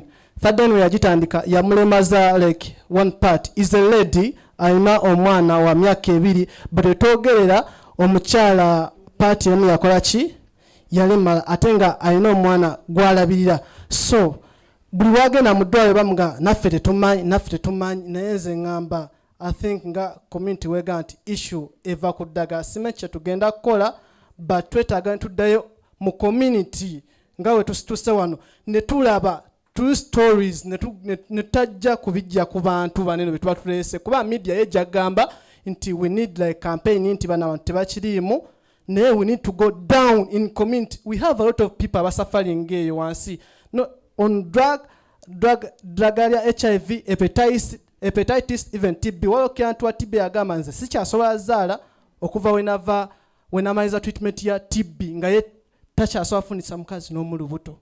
So we need go down in the community tulaba abantu tubajjeko stories tuziteeke kuba tuziwe kuba ekikwatako balabe baleme kugamba oba tulimba. Okay, thank you. That is good information. That is a cry from the young people. He is speaking on behalf of young people. And someone mentioned about funding patients who are hurt. I think that is really good advocacy. If we have entrusted pharmaceutical companies who have been licensed, authorized, who have been even funded to do research, you know, because different countries allocate a lot of money towards R&D. So why is it that we are having such effects on drugs that have been tested, approved, and all that? So if it has an implication on patients, they need to be actually, you know, compensated, because as I'm taking that drug, I expect to live a health life, not again, you know, spoiling the health life that I'm living. Someone is talking about us using the regional platforms, you know, like I beg your pardon? The BRICS, yes. WTO. So we can use all those platforms and this, I think I can attest that different organizations, including AHF, are representing in the different regions. And so as we start this campaign, I think we should position ourselves to continue with the campaign and position ourselves to be in position to have conversations. Someone also talked about holding our leaders accountable, you know, the African leaders. If Africa is where they have the biggest market, we should see all African leaders come together, you know, and advocate against the high prices, the patent rights. We need to see, you know, good quality drugs coming into the country. We also need to understand the position of our leaders, because we might be speaking here and planning to reach out to our leaders, but we may also be shocked to find out that actually our leaders are part of the game. So we need to initiate these conversations. We need to write to our leaders. We need to engage them. Yes, so at this point in time, I think as you look at the time, I think it is fast spent. I want to welcome the media personnels. This is your time. The panelists are there. You have had different experiences, issues being raised within the congregation. Please raise your question to either the panelists, our survivors, and people who are still continuing with treatment, but also anyone here you think that can respond to your question. Please ask your question and then you will get the response. Yes, by show of hands. Yes, please. And we are using around 20 minutes. If possible, please come closer so that we can even have our online platforms cover you very well. Good morning, everyone. Please, a minute. Yes, Henry. Yeah, I think there was a kind of question that was raised by our colleague from human research documentation, and was wondering what will be new. You know, this has been going on, and do we expect anything different? And I think we are aware that, you know, to have things work out, to change policies that are not right, it calls for consistency. I think one of the mistakes we do is to have a one time and then we leave it off.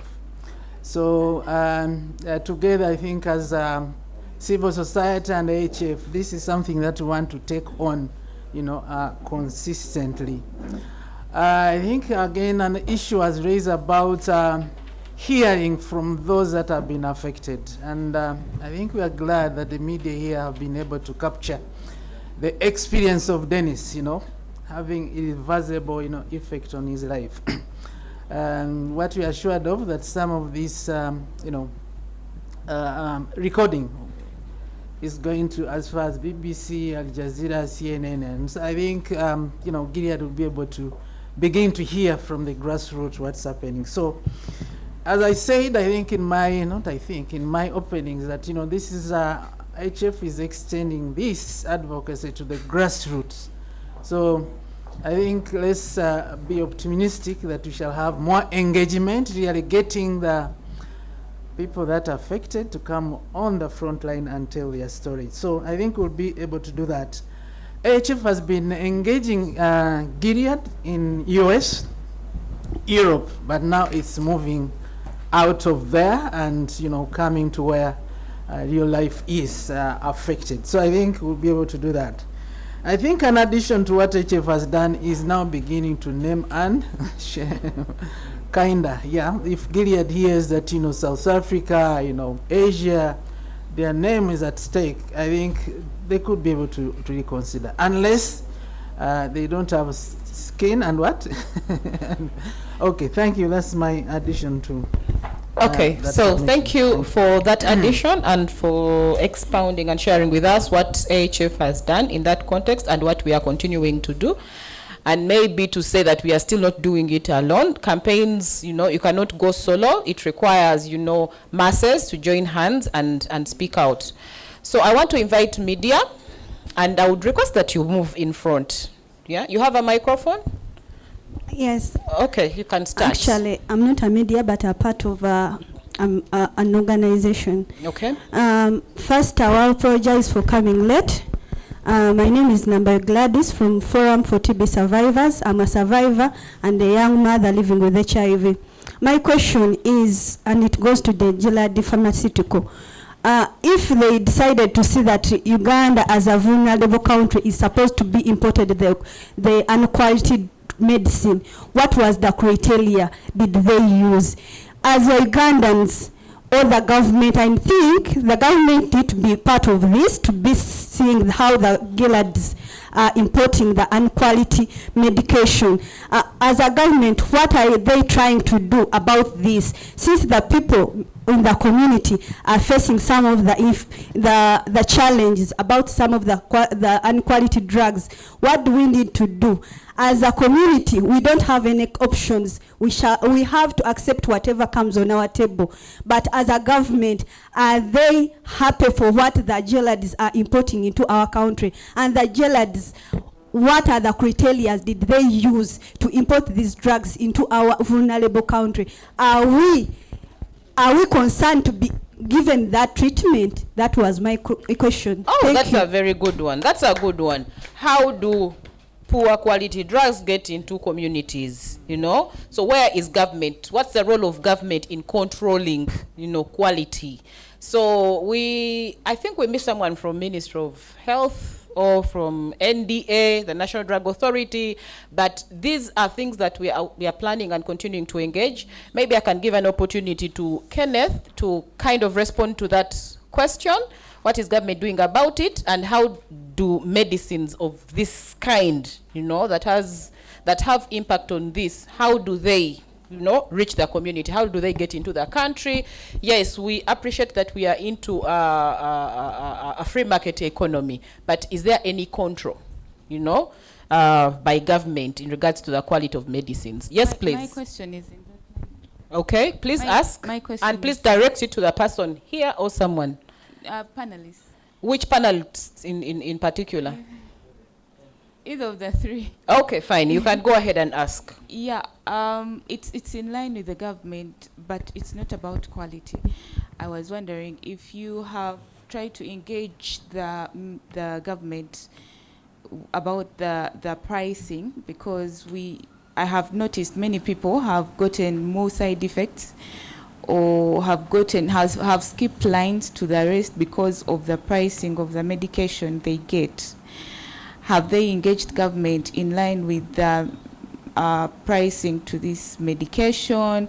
If the government has come up to subsidize the medication, the pricing, is that the lowest, or is that the best they could go as government?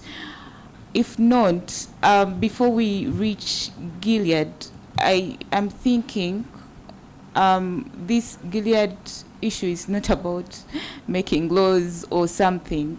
I'm thinking if you as advocates have not reached the government sector, I'm thinking you people have to reach up to them for them to blow more trumpet. Sure. And your question is noted. It's about it is still pricing. about pricing.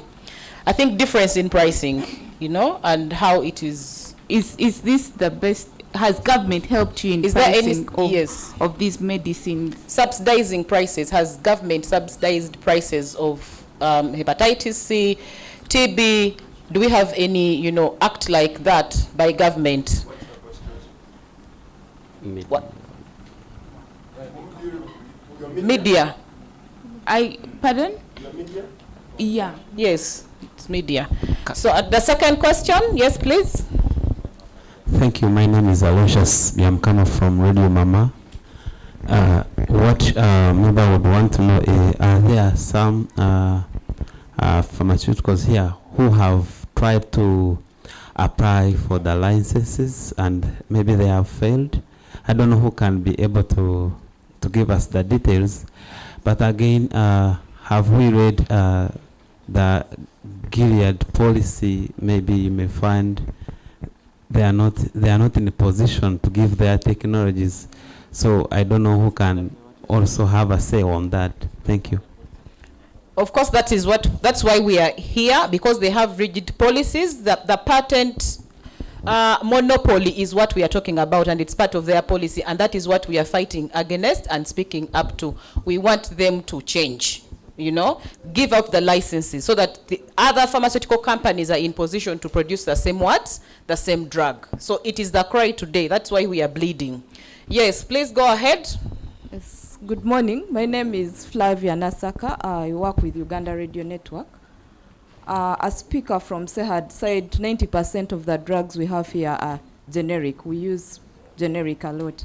So I was wondering, do we know the quantities, and maybe Ken could also answer for HIV, do we know the quantities that we get from companies like, specifically from Gilead, the specific amounts in quantities for hepatitis and HIV, because also CIPLA supplies some of these drugs? Yeah, of course. I think CIPLA is a representative of Gilead, right? But we can have. Do we have someone to? Gilead, sorry, CIPLA is only manufacturing hepatitis B. Okay. But it was also cancelled. It's taken over a year without any money.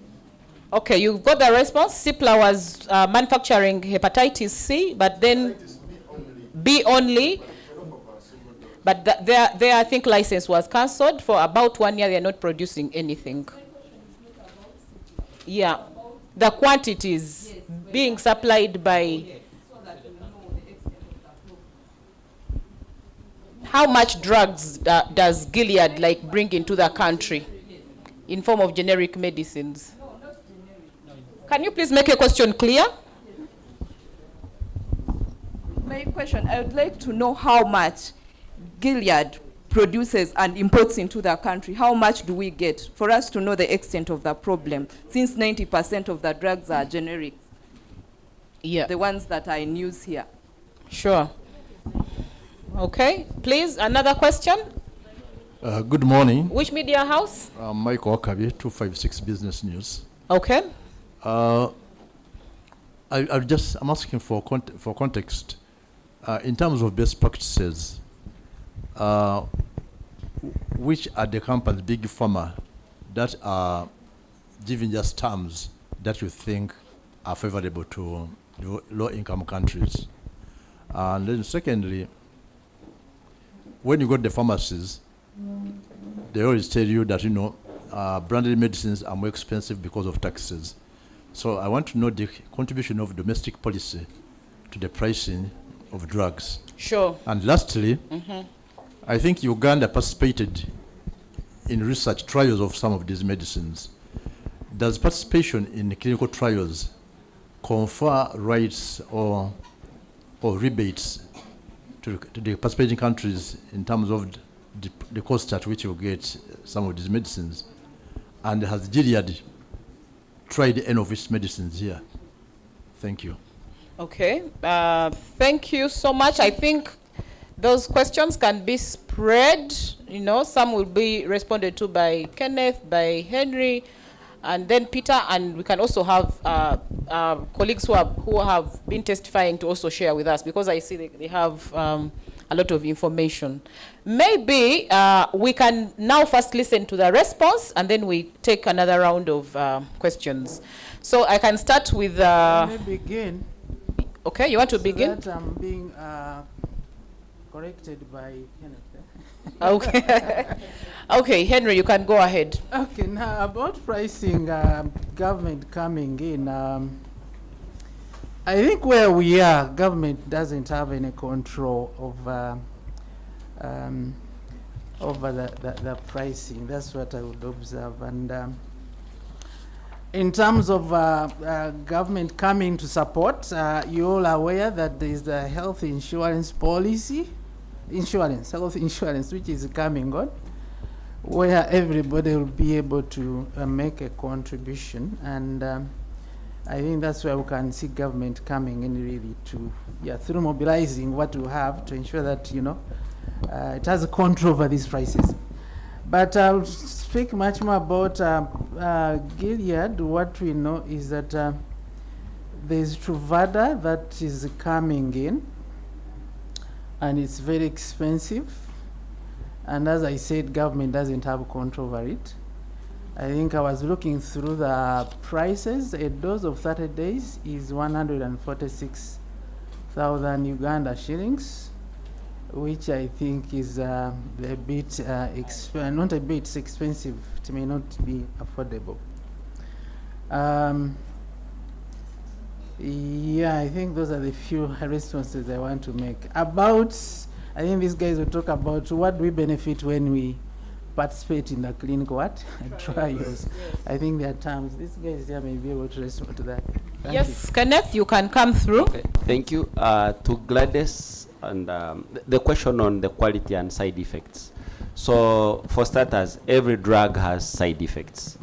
And why we're even fussy about Gilead is that every day there is research to improve on these medicines. For people living with HIV, you might remember there was a drug called Stavudine, which had terrible side effects. It used to make people's hands thin, the legs thin. It was phased out. But it's because of new technology and new drugs with less side effects. People with TB, you remember kanamycin, which made people deaf. But they are better drugs. And what we see with Gilead, the moment there is a slight improvement and less side effects, they patent. And then they have monopoly over it, which shouldn't be. And that's what's denying people access to high quality drugs, highly effective. But those drugs will always have side effects. But how do we access the better, newer version drugs? And we're seeing it even with a person with cryptococcal meningitis they are treating. There is now, it's not a new drug, but it's now a single dose liposomal amphotericin B, which is now away from the 7 days, but it's a single high dose. But what we see with pharmaceutical companies, they will even patent that and deny you access. And that's our point, even with Gilead. There is new innovation every day. But what they do is the evergreening is exactly that. They improve the drug, maybe reduce on the dose, and then patent that. Yet there is really no innovation. In innovation, sorry? Not even the name. They are changing the milligrams. We know of is it now efavirenz that they've changed and reduced the milligrams. But some companies will patent that because it's more tolerable and with less side effects, having the same results, even better results. But we see companies patent that and deny access and increase the prices. So and that's the point and the conversation here that we are having. And then on price regulation, unfortunately, Uganda, we have our prices are about 10 times higher than international reference prices. We are a free market economy locally, and we don't control prices of medicines. However, I mentioned that 90% of our medicines are generic imports. He has talked of Truvada, very, very, very expensive. Of course, we want to go for that. And that is also denying people to highly effective medicines.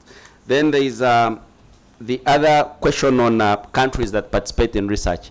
That's a very brilliant question, and that's been our question. If you see all these clinical trials, they're happening here. These drugs are tried on our people here, but when it comes to access, then they are patented. We can't access them, and that's why we are calling on actually our government to have these preclinical trial negotiations. I think we saw one with COVID in South Africa.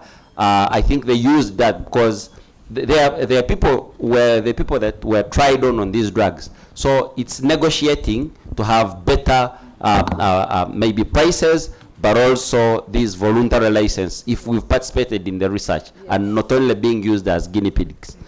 I think the domestic policy on prices, I've talked about that. The quantities he has talked about.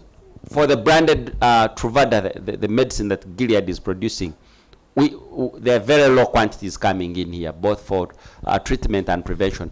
Actually, for prevention, I'm not sure we're even using it. We're using the generic versions, and which even have more side effects. We see the problem with generics. Sometimes you might have take maybe 2 tablets instead of 1. That's because the ingredients that are used in the originator medicines sometimes are a little different and a little expensive, and that's the trade-off. But the efficacy or the results we get are the same. So thank you. Okay, thank you, Kenneth. Peter, do you want to respond to any of the questions? I guess I associate myself with the submissions by Kenneth and Henry. In relation to the question of cost, what actually, where is the source of the high cost? And it is not taxes. Because for all drugs that come, as long as it falls in a certain category, you're taxed equally. And so the costing has nothing to do with the local taxes. It has a lot more to do with the source. Where the drug comes from, where the cost of manufacturing is high, then the drug will come expensive. The cost of manufacturing in Asia is low. The India, China, and the rest, the cost of manufacturing is low. When you go to the US, and the cost of manufacturing are high. So what governments always do is that because we make the argument that health is a right, government makes a contribution in terms of paying subsidies. But this country, we don't do that. In Uganda, if you're sick, you're on your own. You know that at some point we sued government for regulation of the cost of treatment of COVID. And we successfully did that. But in terms of the real practice, it becomes different. Because our argument was that the Public Health Act allows government actually to regulate some of the things. But government has chosen not to. But also sometimes it is understandable, because if you go and look for who are the owners of the big private, not just pharmacies, but also health facilities, who are the owners, you find they are part of the political elite. So that's part of the real problem. But as a country, it is our policy not to subsidize most of the things. And it is also because we do not prioritize health in terms of financing. This has continuously been one of our biggest challenges. Okay. Yes, that is the response, but some of the response, it is not just for us to agree. For example, when we say it is because we are in the free market economy where, we have supply and demand, it should not be left as it is. But if government, like for example through the Public Health Act, has powers to regulate prices, I think it is our responsibility as advocates to come out and remind government of that clause where they are responsible in regulating prices of certain medicines, like the ones that we are discussing, especially if they have a very big effect, on the population. So we shall continue negotiating and talking to government and hold them accountable on some of the policies they have themselves put in place. So we need to remind them. Then the other bit of domestic policy on pricing, okay, someone responded on that, but I think the most important thing here in Uganda, there are things that come our way, and I think we just let it pass. When, for example, someone talks about national health insurance, Henry talked about it as one of the agendas of the government. So it is our responsibility as we advocate, you know, for Gilead to do everything. It is also for us to put in place measures that are going to be so friendly to allow our patients access quality services and medicines. And this is one of them, because everyone will be a contributor, you know, towards the pool of resources to access quality services. Yes, I'm taking another round of questions. Yes, please. You mentioned the media house. You mentioned the media house, and yeah. And yes. Your name? I'm Sylvia Katshava Mejana, News Daily Monitor. My question is about on the side effects. Is the question on side effects? Is it a question of poor quality? And if yes, why is National Drug Authority approving these drugs? Then another question was not answered.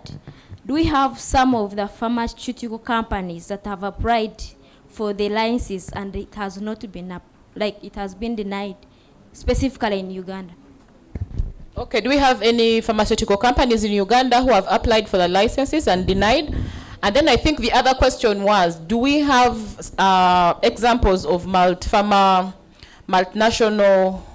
pharma companies that have better terms than Gilead, so that we can do a good comparison? Probably could tell them, do like this one. Do we have any pharmaceutical company that has better terms and producing quality, you know, medicines?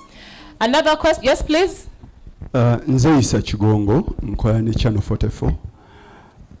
Tusiimye nnyo obubaka bwe mutuwadde, naye tusaba mubituvuunulire mu Luganda. Yes, they are going to do that in Luganda. Yes, we are going to have you're going to have a special session with the panelists. So wajja kubeerawo those who are going to interpret in the local language, and those who will still give, because you're going to have interviews. Yes, so you get most of the details when you're doing a one-on-one. Yes, more questions? You're waiting for one-on-one? Okay, then you can come through. Yes, please, you can come through. Yes. So I read the Uganda version. It's a summary. I think it can take me 3 to 5 minutes. Is that what you want me to do? No, I think that is going to be one-on-one. I think we shall give you an opportunity as people take tea for you to give the Luganda version to the media. But we can first continue and close this, and then the panelists will stay for questioning as you give the Luganda version, you know, of it. Yeah, I don't know what. Yeah, can we do? We could respond first. So the question by Sylvia on side effects.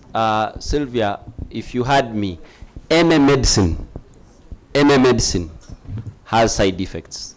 So it's not about the quality or poor quality, but it has side effects. However, there is always improvement of these medicines to reduce those side effects. When they send them out to people, they do what they call pharmacovigilance, tracking the side effects and try to improve them, understand what causes that.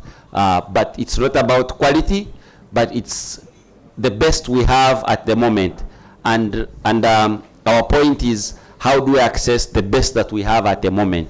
That's the key point. But it's not about the quality of the medicines. For best practices of all pharmaceuticals have actually offered a voluntary license, but one is to who? If we look at Gilead, actually, they picked out some of the least developed countries. Of course, you know our pharmaceutical capacity to produce. We don't have it, and they're not being used, but they won't give them to like middle-income countries. For example, India, for example, Kenya. And this is our worry when we're excited about middle income status, because the flexibilities I talked about, the Doha Declaration talks about, is for low income countries. And for middle income countries that have pharmaceutical capacity to generate or produce these generic medicines, they won't give them the license. So I think that's the response. I think we see many best practices of those companies that share the patents, but to who and for what medicines is the question. Thank you. Okay, yes, Peter? Okay. Further, in relation to have we applied for those at this level, I think for us the contention is not so much that a Ugandan company must apply for license. And the challenge is that at African level, we have capacity challenges in as far as manufacturing vaccines are concerned. So we've gotten generic drugs, but when it comes to vaccines, we still have a challenge in terms of technology and capacity to do this. But the best way we benefit is if licenses are given to other countries that are in the middle income status, like you go to Asia, because then those drugs come here when they are cheaper than the US made drugs. And so we may not have applied for a license, but then we benefit if other middle income status countries access the license and manufacture cheaper drugs that Africa can benefit from. Yeah, and I think it is one of the tricks that they use. They can offer licenses to countries that have no capacity, you know, to produce, and then do not give license to middle income countries that have capacity to actually produce these drugs. Yet, the lists or the poor countries would have benefited if the middle income countries were producing at least generic drugs, but it is not actually happening, you know. So that is the cry. They are very being tricky, and discovering these tricks, we are out here speaking out so that they listen to all the options that we are offering out there, you know, all in the benefit of having our patients access quality medicines. Yes, so right now, the questions will not end, yet we are, I think, moving, but we are going to continue having conversations with media people. If you look at the program, I think this was feedback session and question and I think answer. But we also have something, because like I mentioned at the beginning, we are not just here to have this press conference, stop it here. The plan is to have this campaign move, you know, forward. And part of which is we have put down a petition, you know, and we have it in draft, not yet finalized. We had an opportunity for other stakeholders to give input to the petition, but we also don't want you people to leave without, you know, signing. And for those who need approvals from the from their heads to sign, we can always get back to you. But those who have authority or capacity to sign, please, we request that you sign on this petition. We are looking for more and more signatures, you know, against Gilead, and your signature really will speak a lot in terms of speaking out on the Gilead's, you know, grid, farmer grid that we are talking about. So Henry, our country program director, is going to read to us this petition so that we can have consensus over this petition, so that when you find it somewhere else, you don't again associate yourself from it. So I will invite Henry to take us through the draft petition, and we all agree. You can even give input, and we agree to it to have this petition, and then we sign. So Henry, please take us through the petition. Thank you so much. Let me first find ourselves.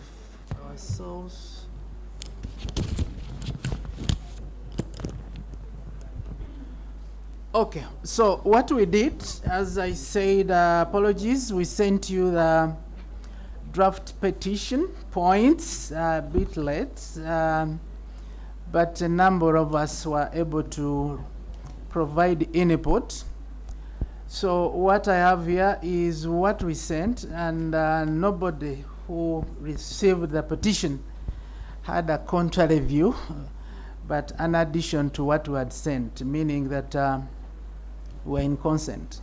So I don't know whether I should run through all of them, but in this engagement, I've had one or two petitions that should go to Gilead, and one of them is to compensate for the irreversible side effect. I think that's a very important one. So do I go through all of them? The key messages, maybe. Okay, so one was to share science and technology know-how and the intellectual property behind the vaccine, and also increase vaccine availability, especially in poor countries like Uganda. That is one. Ensure that no one should be blocked from accessing life-saving vaccine because the country is poor. I think here we are looking at the south and north. So stop the evergreening. Kenneth has brought it out very clearly. And we are looking at drugs like Truvada. Open the license for generic production of hepatitis C, Havoni. Then the COVID-19 Remdesivir. I think that's another one that we are calling upon Gilead to ensure that it licenses. Licensing technology to produce treatment of cryptococcal meningitis. I think that came out still in this discussion of those that have been affected. And then there is this one, which is, I think, a repetition, open up for manufacture of TB, HIV drugs. I think similar to what we mentioned up. Then the compensation for irreversible side effects for those that are affected by some of these drugs. So that's what we have. We need to hear, is that what should go to Gilead? Any more quick additions? So in terms, yes, please. Yeah, thank you very much, Henry, and all the drafters of this petition. Yeah, to me it looks good, but I think we can consider adding a point to do with the corporate social responsibility. I guess they have that item on their menu. Many times we have tried to kind of look for funding, say for example to do treatment literacy among men, because I come from Positive Men's Union, an organization that aims at scaling up male participation in HIV activities and the services. So we thought maybe we could access some of these companies' funding to be able to get some money to do treatment literacy, to encourage men to go for HIV testing and other things. But again, we found that they only look for those organizations in the US, and I think and Europe. And as you have heard, in Africa, I think we provide most of the study participants to these researches. So I think if we added something to do with CSR on their part to support some of our activities, I think that could be an added advantage. And yeah, thank you. Okay, thank you. And addition? You see, there is something. They have feedback for you. There's something strange about corporate social responsibility. Corporate social responsibility targets your clients, your area of your clients. So if Africa is not one of those areas where they have clients, because Africans are poor, I can assure you they will not send their money for corporate social responsibility. That's why even if you look at their website, you'll actually notice, like you've said correctly, that their corporate social responsibility is in the US and Europe, because that is where their money comes from. It doesn't come from here usually. Okay. Yes, please. I would like to differ with the previous speakers on the issue of corporate social responsibility when it comes to Gilead, because in hepatitis, I know one organization, the National Organization for People Living with Hepatitis B, has been a beneficiary of Gilead corporate social responsibility for over years, and even last year they received a funding or a grant from Gilead Sciences. So it is very possible, and it is open to even African countries, but not open to every country. So there is a criteria on their website, and it is through the foundation. Yes. So that was hepatitis. Does it also include HIV? That is hepatitis. So my interest, as I speak, is on hepatitis. But I think we should look at the website clearly, because even the African countries are part of that. So we need to look at Gilead through the foundation. Their support goes through the foundation, not the company, Gilead. Okay. That is noted. I think we can modify the ask on corporate social responsibility, either to enhance, the terms and all that, but we shall be considering it. One yes, thing please? here, it's kind of okay where they have done it. I mean, I think we can lose the moral authority to challenge them to do much more the moment they give you this the funding for, which is petty.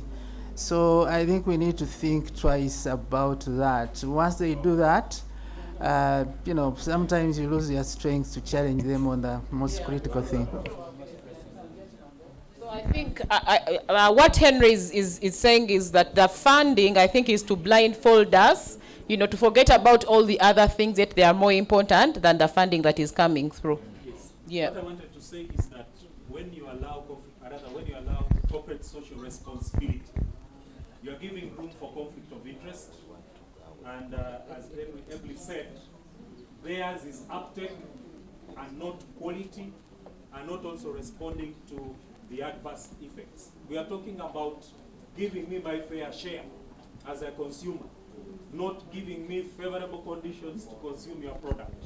I think we should, in the health sector, largely, broadly speaking, in the health sector, we should guard against. The caution I'm giving in the health sector, we should guard against industry proliferating en masse just because we have allowed them to cooperatively respond. That is even, by the way, an irony.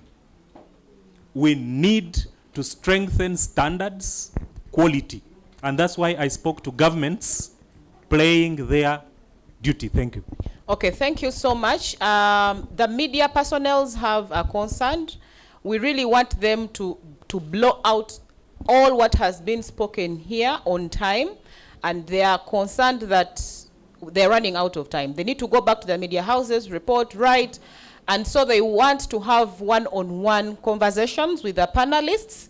And I know we have a lot, but this is not the first and last conversation that we are having. The campaign has started and it will not stop. I think the next action is to call you back again, and we do, planning, how we are moving forward with this campaign. We said we wanted to reach the grassroots, we want to engage government, we want to engage regional blocks, and all that should come through, joint planning. And so it is not to close you out, but to give opportunity to media to do their work, because that's why they are here. And so I will invite them for the one-on-one conversation with our panelists, but then that calls for us to first do the closing, and then they will have their time with the panelists as other people will be invited to take their break tea. So at this point in time, I want to call... Excuse me, Diana, we haven't closed this. Okay. What we are saying that there are about 9 asks that I've read that out. Can I take it that you have consented to them? As there were some modifications. Yeah, I'm requesting you give us maybe the end of today, okay, and then we go and digest, and then we can communicate. Okay. Yeah. We need timelines. When should we have the last comments, coming through? So if we said by end of today, all what would have come through will be compiled, and then the final petition will be shared out. Yes, because and we then, have timelines. One last is that sometimes there are those that we can commit that you can look at. Okay, when we get other comments, putting them together and harmonizing them might need some 2, 3 people to do that. And would you want to suggest some that will look at, the harmonization? I'm hearing Sehad. Hey, okay. The organizations that are there, okay, can work on it and then incorporate our input. Okay. And then Okay. Okay. Okay. Yeah. Okay, there's another gentleman there. Dennis. Uh-huh. Dennis. Okay. So Dennis, Mabel, then Asia. Okay, thank you. I think that's a good closing. Okay, so is that all, Henry? Okay, we shall have closing remarks. Then we have media enchantments. We all have our placards. We want to raise up the banners high. We want to again echo our ask to stop Gilead, stop being greedy, and then we shall then move out and have our break tea. So let me invite Immaculate Owomugisha to speak to us. Thank you very much. I must say this is a very, very good discussion we are having, and it is a discussion not for us in the room, but rather for all consumers of health across the country, but broadly for us as Africans. And to add on everyone's call is, let's not stop the conversation in this room. Let's continue blowing it up. I must say that we forgot to announce the hashtags. We have people before profits. We have stop guild greed. I think we have stop farmer greed. So let's continue the conversation. Let's keep speaking. And for the media fraternity, colleagues in the room, thank you very much for joining this conversation. We look forward to seeing this being discussed in your newsroom today. And for the civil society colleagues, again, thank you. To our host, Uganda Cares, AHF, and SEHAD, and HEPS, we trust your leadership. Thank you for leading us and for organizing this. We look forward to the continued leadership. Let's start the advocacy. Let's start the conversation. Let's continue speaking. Thank you very much. Thank you. And after the big lady has closed, no more additions. Apart from now calling upon everyone, we need to see some action. Let us all hold our placards.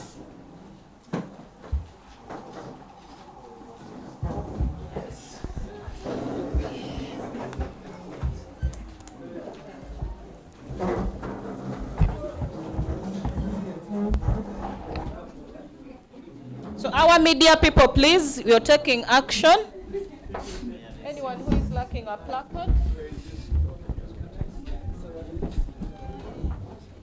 So our media personnel, we need you people to take pictures. This is this is the moment. No smiling because we are bleeding, people. Just put on that tough face. We are bleeding against the Gilead's greed, so we don't even want to smile.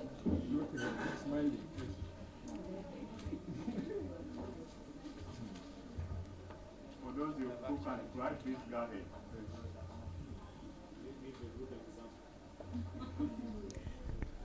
Okay, I think the moment is coming to the close. Thank you so much. They have captured the moment. They have captured the moment. They have captured the moment. They've captured the moment. So thank you so much. We have something for you because I know you came very early. As you get out here, there is a lobby. We have something for the stomach. And I think the media personnel, you will talk to Martha. Martha is also out there, I think, waiting for you. Yes, so we invite you for the tea. And then the panelists are ready here for the media interactions and questions. Please, you can come and interact with the panelists. And then we have a Luganda version.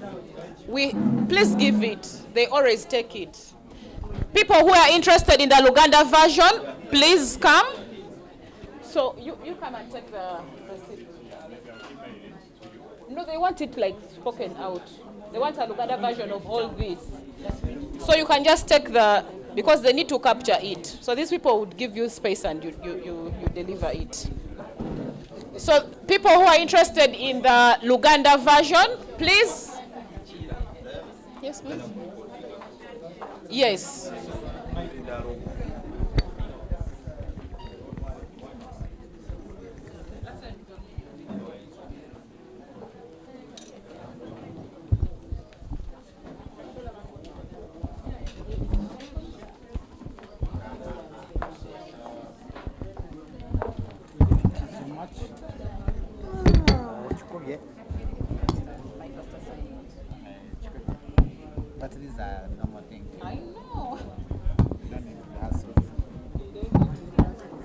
area.